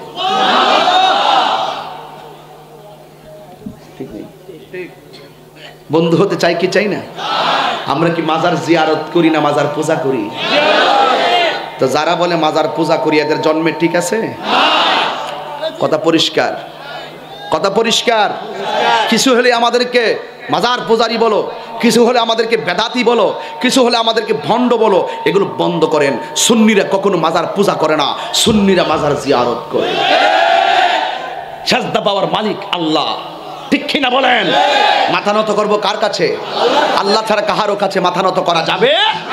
এটা আমাদের পরিষ্কার কথা। কিছু কিছু মানুষ আছে, আমরা এবং হুজুর যে আসছেন আজকে, যিনি সভাপতি সে আমার উস্তাদ, আমার হুজুর আসছেন মুফতি মোহাম্মদ শাহ আলম হুজুর, পীর সাহেব হুজুর যে এসেছেন, উনি মাসে হয়তো 5-7 বার বা 8 বার জিয়ারত করার সময় পায়। এও গাড়ি দিয়ে যায়, একটু নেমে জিয়ারত করে আবার চলে আসে। আমিও ঠিক এইরকম আমিও এরকম বছরে 2-3 বার সুযোগ পাই মাজারে যাওয়ার জন্য। চিটাগাঙে আসলে রাস্তায় যে মাজারগুলো পড়ে ওই জায়গাতে আমরা জিয়ারত করি। আমানত শাহ থেকে শুরু করে, বাইদুল মুস্তামিদের শুরু করে, গরিবুল্লাহ শাহ মিসকিন শাহ থেকে শুরু করে, আমরা যাদের যেগুলো আমাদের খুব ফেভারিট মানে লাইনে পড়ে তো ওগুলো আমরা জিয়ারত করা শুরু পাই। শেরে বাংলা রহমতুল্লাহ আলাইহি পর্যন্ত আমরা জিয়ারত করি। গিয়ে আমরা আল্লাহর অলির উসিলা করে আল্লাহকে বলি, আল্লাহ তুমি যদি আমার দিকে না তাকাও, আমার ডাক যদি না শ্রবণই করবা, তাহলে তোমার বন্ধুর উসিলায় তুমি আমার দোয়া কবুল করো। আমরা আল্লাহর অলির উসিলা দিয়ে আল্লাহর কাছে ফরিয়াদ করি, ওয়াবতাগু ইলাইহিল ওয়াসিলা। আল্লাহ নিজে বলছেন ওয়াসিলা তালাশের কথা। আমরা এভাবে আল্লাহর কাছে দোয়া, আল্লাহর কাছে প্রার্থনা করি। বছরে যাই 2-3 বার, কিন্তু বন্ড গালি শুনি মাত্র আমরা, মাজার পূজারে গালি শুনি আমরা। তবে একটি কথা আমি ক্লিয়ার করে বলে দিয়ে যাই, ওলি আল্লাহর মাজারের যারা রক্ষণাবেক্ষণ করবেন, যারা মাজার কমিটি আছে, এদেরকে সোচ্চার হতে হবে। আমি দেখেছি কিছু কিছু মাজার আছে আপনাদের এই এলাকায় না, আমাদের ওই অঞ্চল দিয়ে কিছু কিছু এলাকা ভিত্তিক মাহফিল আছে, যারা উরুসের সময় একটা জায়গা নির্ধারণ করে 5/6 ভাড়া হলো 2000 এক রাত, আর একটা জায়গা হলো 10/10, এটা হলো এই আপনার 10/12, এইরকম কিছু জায়গা নির্ধারণ করে এদেরকে কিছু টাকা নিয়ে তাদেরকে দেওয়া হয়। মাজার কমিটিকে খেয়াল রাখতে হবে যেন ওই সমস্ত এরিয়াতে কোনো অসামাজিক কার্যক্রম না হয়। কথা বলেন ঠিক না বেঠিক? যদি 2-1 জন অসামাজিক কার্যক্রম করেই ফেলে, এটা কি আল্লাহর ওলির দোষ? তো মাজার পূজারি এবং বেদাতি এরকম যে গালি দেওয়া হয়, আমাদের নাম মেনশন করে, আমরা তো চাই বছরে 2-1 বার, কিন্তু যারা ওখানে করবে তাদেরকে কেউ চিনেও না, কিন্তু গালি শোনার সময় শুনি আমরা। এটাই হলো আমাদের দুঃখ। এই জন্য আমাদের পথকে আমরা পরিষ্কার করে দিয়েছি। ঠিক কিনা বলুন? রাগ করবেন না, গুসা করবেন না, বলে কোনো লাভ নেই। এখন যুগ তথ্য প্রযুক্তির যুগ, আপনি কোথায় কখন কিভাবে কথা বলছেন সবগুলো কুড হচ্ছে, নুড হচ্ছে। আসুন, তখন বলবেন তোমরা চলে যাও মাকামে মাহমুদের গোড়ায়, গিয়ে দেখবেন সমস্ত নবীগণ যেই ময়দানে নাফসি নাফসি বলে কাঁদে, একমাত্র আমার নবী কাঁদতেছেন উম্মতি উম্মতি বলে। কি বলে? উম্মতি উম্মতি বলে। ও বন্ধুরে, গভীর মনোযোগ মহব্বত নিয়ে বসে যান, একটা জবানও বন্ধ রাখবেন না, চিৎকার মেরে বলেন ইয়া রাসূলুল্লাহ। আল্লাহ রাব্বুল আলামিন কোরআনের মধ্যে বলেছেন অনেকে দলিলটাকে পুঁজি বানায়া দেয় ইয়াশফাউ ইনদাহু ইল্লা বিইজনিহি ইয়ালামু মা বাইনা আইদিহিম। আল্লাহর অনুমতি ছাড়া হাসরের মাটি কেউ সুপারিশ করতে পারবে না, এটা তো আমরাও মানি। কেন মানি? হাসরের ময়দানে আমার নবী দুনিয়াতে থাকতেই তো নবীর নিজের মন গড়া কিছু বলে নাই। আল্লাহ বলছে পড়ার পরে নবী বলেছেন ওয়ামা ইয়ানতিকু আনিল হাওয়া ইন হুয়া ইল্লা ওয়াহিয়ুন ইউহা। দুনিয়াতে তো আমার রাসূল যা কিছু বান্দাদেরকে আদেশ করেছেন, উম্মতকে আদেশ করেছেন, সব আল্লাহর পক্ষ থেকে ওয়াহি। কথা বলেন ঠিক কিনা? এই জন্য যুবক ভাইরা হাসরের ময়দানে আমরা গিয়ে দেখব আমার রহমাতুল লিল আলামিন ওই মাকামে মাহমুদের গোড়ায় সেজদায় পড়ে থাকবেন। আপনারা জবান খুলে ইয়া রাসূলুল্লাহ বলবেন যখন আমি ডাকটা দিব। উম্মতের ডাক দিয়া কয় নবী গো,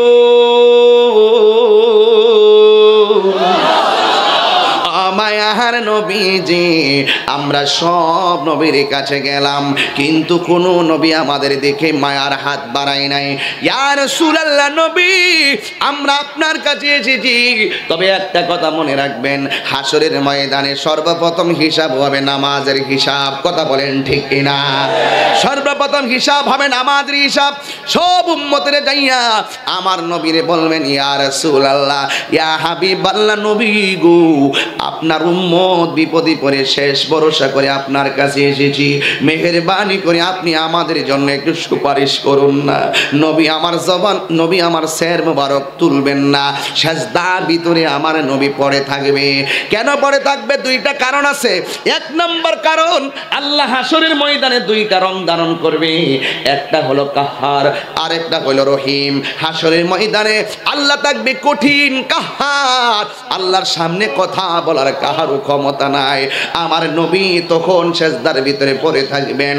আল্লাহ রাব্বুল আলামিন কাহার হয়ে থাকবেন। যেমন দুনিয়ার ভিতরে কোনো বাবা যদি সন্তানকে বলে খবরদার খেলতে গেলে কেন, মাদ্রাসায় ইউনিভার্সিটিতে গেলে না কেন, তুই বাড়িতে আসবি, তোরে মাইরা হাড্ডিগুলা গুঁড়া বানামু। কিন্তু সন্তান সন্ধ্যাবেলা বাড়িতে আসছে, মা ডাক দিয়ে তুই ঘরে আয়, সন্তানকে আব্বা মারবে, বাবার ডরে সন্তান ঘরের ভিতরে যায় না, তখন বাবা অনেক কঠিন। যখন রাত্র 10টার পরে বাবা ডাক দিয়ে কয় আইসা পর, ঘরের ভিতরে চলে আয়, ঘুমায়া যায়। সন্তান মনে করে আব্বা যেহেতু রাগটা কমে গেছে, আমার ডাক দিয়েছে মানে আব্বার গুসা নাই, আব্বার রাগ নাই, আব্বার অভিমান নাই। সন্তান ঘরের ভিতরে নির্ভয়ে চলে যায়।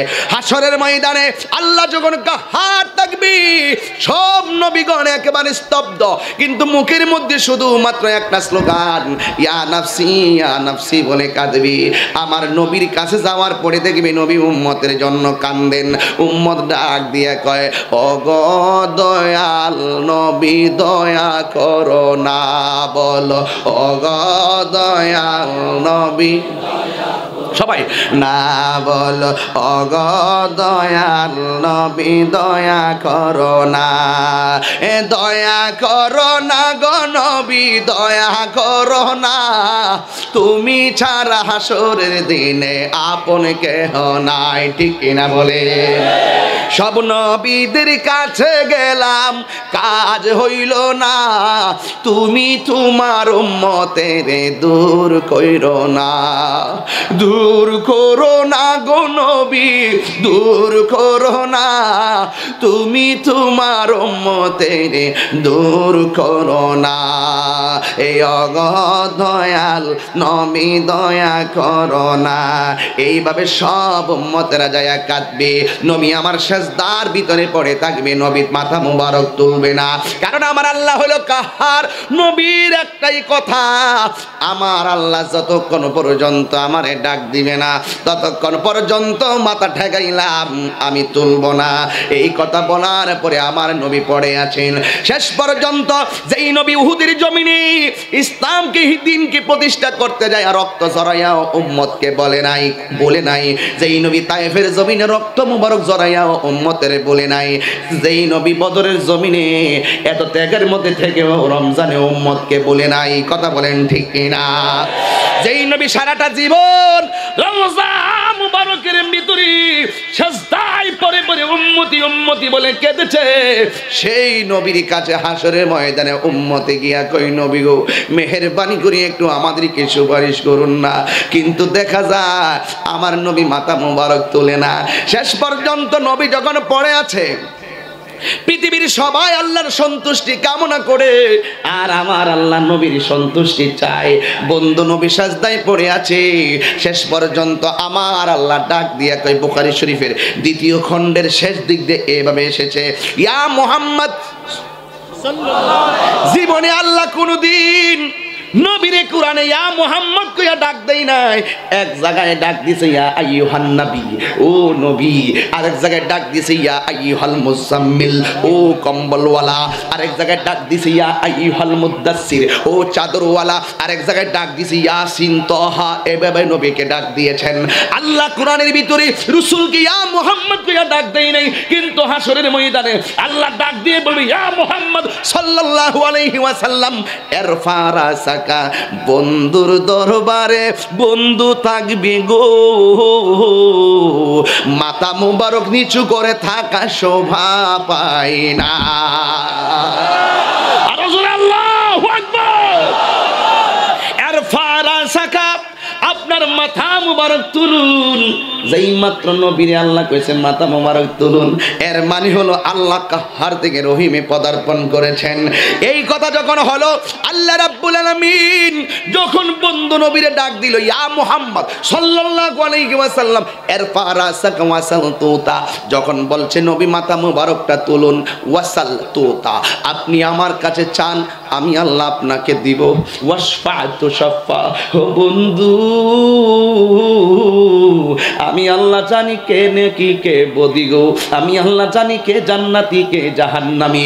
ও বন্ধু নবী গো, আমি আল্লাহ জানি কার নেকি কত, কে কার বদি কত, কে ভালো কে মন্দ। এরপরেও আমি টানাইব মিজান, আপনার শান যে কত মহান আমার দরবারে তা হয়ে যাবে হাসরের ময়দানে প্রমাণ। আর জোরে আল্লাহু আকবার। ইয়া রাসূলুল্লাহ, নবী গো আপনি আমাদের জন্য সুপারিশ করুন। আল্লাহর আওয়াজ পায়া আমার নবী মাথা মোবারকটা তুলবেন। আল্লাহ রাব্বুল আলামিন ডাক দিয়ে কয়, ওয়ালা সাউফা ইউতিকা রাব্বুকা ফাতারদা।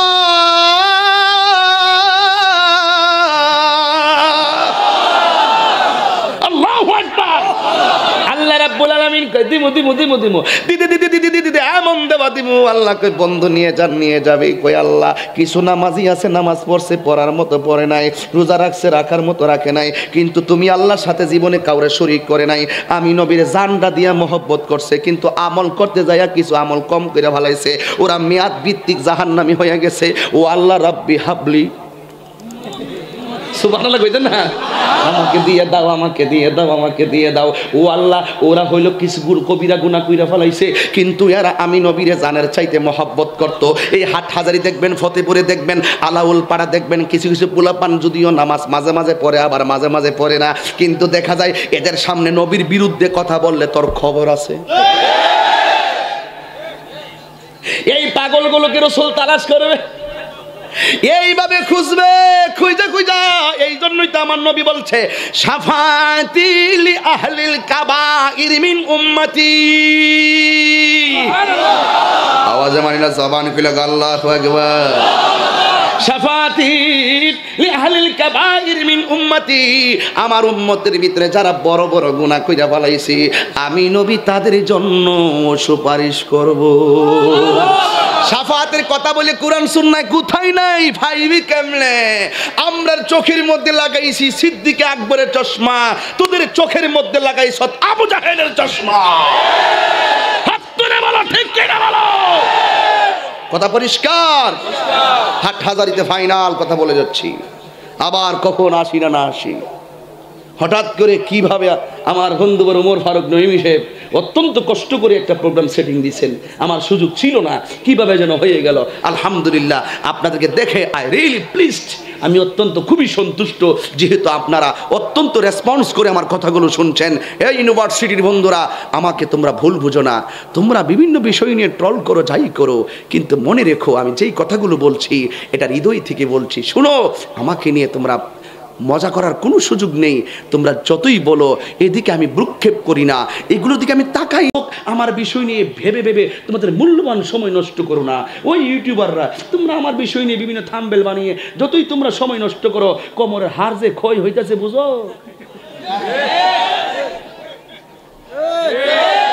কথা বলুন, ঠিক কি না বলুন? রব্বি হাবলি উম্মতি কয় কি কয় সুপারিশের কথা কোথায় নাই, হুজুর আছেন এখানে।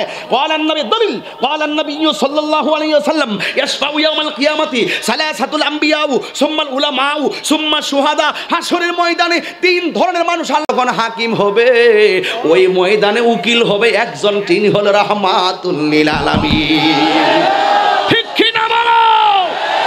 আরে কান্দে নবী ইয়া উম্মতি, উম্মতের কি হবে গতি গো, উম্মতের জান্নাত দিয়া শান্তি দাও হাবিবের প্রাণ, রোজ হাসরে বসবে তোমরা নূর নবীজির শান। কথা বলেন ঠিক কিনা? আমার নবীর শান হাসরের ময়দানে তার প্রমাণ পাবেন। এই জন্য যারা বলে নবী সুপারিশ করতে পারবে না, আমি বলবো তোমাদের জন্য সুপারিশ করবে না, কিন্তু আমরা গুনাহগার, আমরা অপরাধী, কিন্তু আমাদের নবীর সুপারিশ ছাড়া আমাদের কোনো উপায় নাই। কথা বলেন ঠিক কিনা?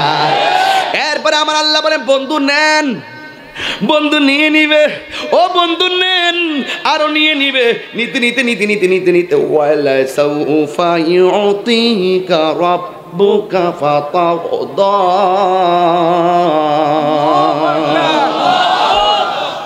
কোরআন শরীফ ভাল লাগেনি?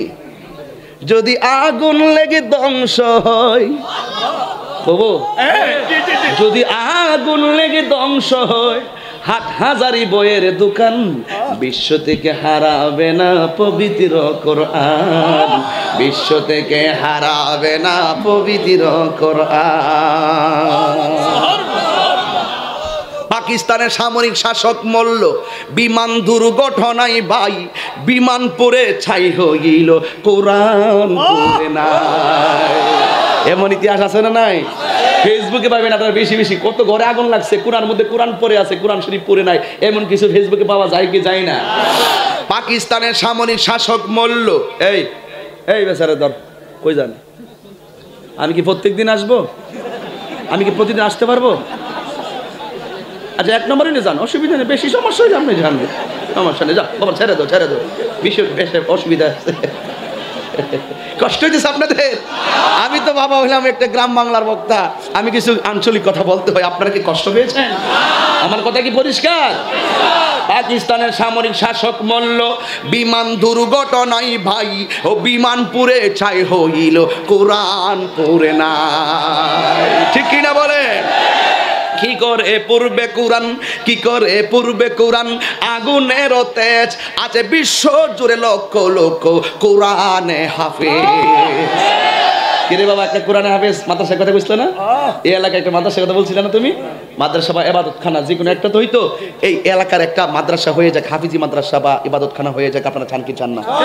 এটা কতটুকু দূরে? এখানেই হইতো কি চান কি আপনারা? একটা লোক কন্ত হুজুর এই ইবাদতখানার জন্য যান, প্রথম টাকাটাই আমি দিয়ে দিব, এমন হঠাৎ করে বলতেছি আর কি, কোরআন শরীফ কথা বলছি তো। এই যতক্ষণ কোরআনের চর্চা থাকবে গ্রামে, ততদিন পর্যন্ত আল্লাহ রহমত থাকবে। যেই ঘরে কোরআনের তেলাওয়াত থাকে সেই ঘরে আল্লাহ রহমত থাকে। একটা লোক কোন হুজুর মাদ্রাসার জন্য প্রথম আমি 50,000 টাকা দিয়ে দিব, মানে একজন ব্যবসা করেন এমন একটা দেখেন দেখেন দেখেন হুজুর পেয়ে গেছি, দেখছেন পাগল আছেন কত? 5,000 5,000 5,000। আচ্ছা ঠিক আছে, আমি 5,000 টাকা না, আমি এটাকে 5 লাখ মনে করতেছি। কথা বলেন ঠিক না? ঠিক। একজন পেয়েছে, আপনি থাকুন, আমি বলবো 50 কেউ দিবানি 50। আচ্ছা দিন 10 দিন, 5 দিন, 20 দিন। আমি একটা ডাক দিছি বাদান 50,000, যদি আমি 8,000 না পাই তাহলে আমার ডাক্তার বুঝেন না, একটা মূল্য আছে না? দেন একটা লোক দিয়ে দিন, হুজুর আমার ছেলে বিদেশ থাকে, অথবা আমি ভালো ব্যবসা করি, আমি ভালো চাকরি করি, আমি এই কোরআনের মাদ্রাসাটার জন্য আমি 50,000 টাকা দিব। একজন দিবেন, একটা লোক। এত হাজার হাজার মানুষ, আমি হঠাৎ করে কালেকশনটা ধরছি বোঝার জন্য। একটু বলুন তো দেখি কে দিবেন 50,000? একজন দেন, দেন। এমন একটা লোক দিয়ে দেন 50,000 টাকা। এমন গ্রামে বহুত লোক আছে 10 লাখ দিয়ে দেন, 30 লাখ দিয়ে দেন, কিন্তু অন্তত আমি 50,000 টাকা চেয়েছি, একটু মেহেরবানি করে 50,000 টাকা দেন। আসেননি কেউ? আল্লাহ তুমি দিলটা নরম করে দাও, কোরআনের দিকে পাগল বানায় দাও। এই কোরআন কিন্তু সুপারিশ করবে তেলাওয়াতের কারণে, কোরআন কথা বলবে। দেন, একটা লোক দেন 50,000। আল্লাহ আপনি দিলটা নরম করে দেন, আল্লাহ আপনি দিলটা নরম করে দেন, কোরআনের প্রতি পাগল বানিয়ে দেন। আর আমি মূলত কালেকশন করতে পারি না, আমি কালেকশনের ভক্তও না। কালেকশন করতে গেলে অনেক ধরনের কথা বলতে হয়, সেইগুলো আমি জানি না। যদি না পাই অসুবিধা নাই, 10-এর লাঠি 1-এর বোঝা। যতক্ষণ 50 বলেছি এতক্ষণ 5,000 করে নিলেও 50,000 হয়ে যেত, তাই না? এরপরে মনে মনে ভেবেছিলাম যদি কেউ থাকে এরকম একটা লোক, যেহেতু নাই, একটু বড় একটা ফিগার বাড়িতে চিন্তা করে অবশ্যই দিবেন। কিন্তু একটি কথা বলি, একজন লোক দেন, হুজুর আমি 20,000 টাকা দিব। 20 একজন দেন 20,000 টাকা। 20 আছেন কেউ? এত কঠিন হয়ে গেছেন আপনারা? মোহাম্মদ ইমরান সহসভাপতি। সহসভাপতি ইমরান সাহেব, মাশাআল্লাহ। সহসভাপতি জনাব মোহাম্মদ ইমরান সাহেব, নাম অনেক সুন্দর, কারণ আল্লাহ কোরআনের ভিতরে সূরাত আলে ইমরান নামে একটি সূরা নামকরণ করেছেন। আপনার বড় ভাগ্য ভালো যে একটি আজীবন সূরা আলে ইমরান মানুষ পড়তে থাকবে। এই কোরআনের মহব্বতে তিনি দিয়ে দিলেন 20,000 টাকা। বলেন মারহাবা। একটা স্লোগান আমি দেব, আওয়াজটাকে আস্তে করবেন। নারে তাকবীর, নারে রিসালাত, নারে গাউসিয়া, আহলুস সুন্নাত ওয়াল জামাত। আল্লাহ কবুল করুক। ইমরান সাহেবের মায়ের কুল, বাবার কুল, সবার কবরটাকে আপনি জান্নাত বানিয়ে দেন, আমিন করুন। ইমরান ভাই থেকে পেয়েছি 20,000, আর একজন চাই, হুজুর আমি দিব 10,000 টাকা। রাশেদ সাহেব কত? রাশেদুল আলম ইফতি, বোয়ালখালী। মেয়ে তো দূর থেকে এসেছো, আমার বন্ধু। মাশাআল্লাহ, আমার ভালোবাসা এসেছো না? মাশাআল্লাহ, ভালোবাসা। ভালোবাসি ভালোবাসি প্রিয় নবীকে, ভালোবাসি ভালোবাসি প্রিয় নবীকে। ঠিক কি না বলো? রাশেদুল আলম ইফতি, বাড়ি হলো বোয়ালখালী, মাহফিল হচ্ছে হাটহাজারি, প্রেমের আগুন লাগছে বোয়ালখালী। খেদমত তো এভাবেই হয়। উনি দিবেন 10,000 টাকা। বলুন মারহাবা। আল্লাহ আপনি কবুল করেন। রাশেদের যা মায়ের কুল, বাবার কুল, সবার ডান হাতে জান্নাতের টিকিট দিয়ে আমিন করুন। রাশেদের মতন আরেকটা পাগল কে আছেন? 10,000 দিবেন, দেন। আরেকজন দেন 10,000। কে সেই ভাগ্যবান ব্যক্তি? আমি মোট 5 জন চাই, এরপর আমার লাগবে না। আমি 50 চাইছিলাম না, এটা পূরণ করে বাপ্পি, ইকবাল বাপ্পি, জনাব মোহাম্মদ ইকবাল হোসেন বাপ্পি সাহেব দিবেন। আল্লামা ইকবালের নামে নাম না? আজকে সব ভাগ্য ভালো। মারহাবা কোন? উনি দিলেন 10,000 টাকা। মারহাবা। আল্লাহ আপনি কবুল করেন, হায়াতে বরকত দেন, মা বাবার গুনাহ মাফ করে দেন, মাতৃকুল পিতৃকুল সবার কবরটাকে আপনি জান্নাতের গুলজার বানিয়ে দেন। আমিন। একজন দিয়েছেন 20, দুইজন দিয়েছেন 10 করে, আর একজন দিবেন 10। 50 মিলাই দিই। কোথায়? মাশাআল্লাহ। নাম কি?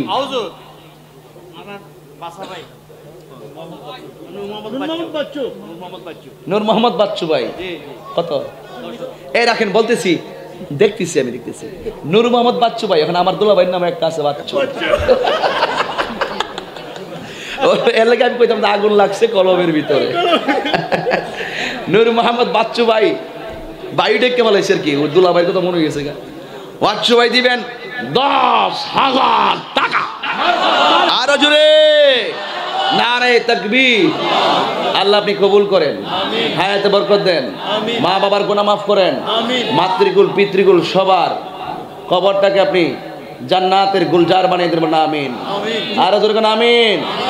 ইকবাল বাপ্পি ভাই নগদে দিয়ে দিছে। ইকবাল বাপ্পি ভাই নগদ দিয়ে দিছে। 1 2 3 4 5 6 7 8 9 10 11 12 13 14 15 16 17 18 19 20 21 ইকবাল বাপ্পি ভাই দিলেন নগদ।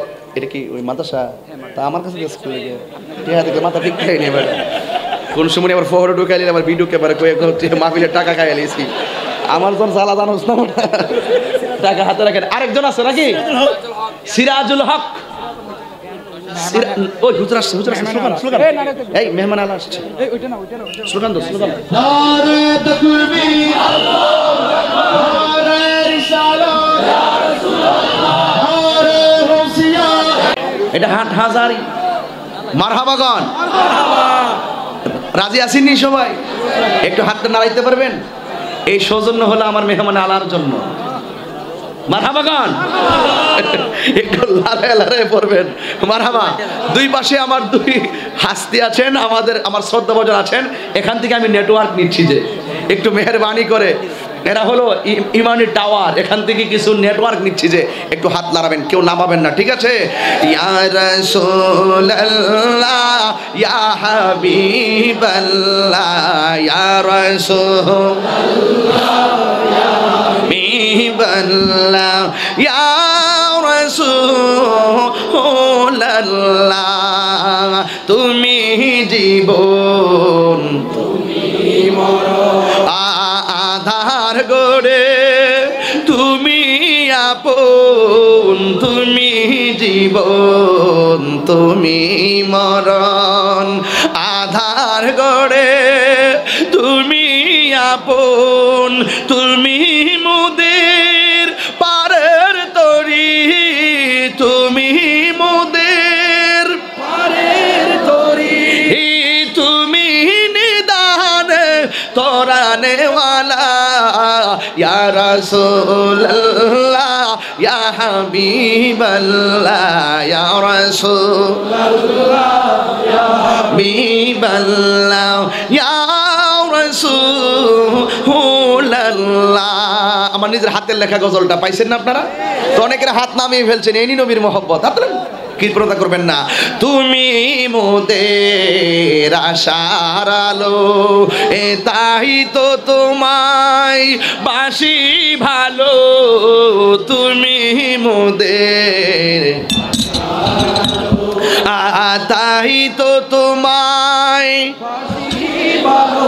ও হৃদয় নামের ফুলদানিতে, হৃদয় ফুলদানিতে গেতে রেখেছি প্রেমের মালা ইয়া রাসূলুল্লাহ ইয়া হাবিবাল্লাহ ইয়া রাসূলুল্লাহ ইয়া হাবিবাল্লাহ ইয়া রাসূলুল্লাহ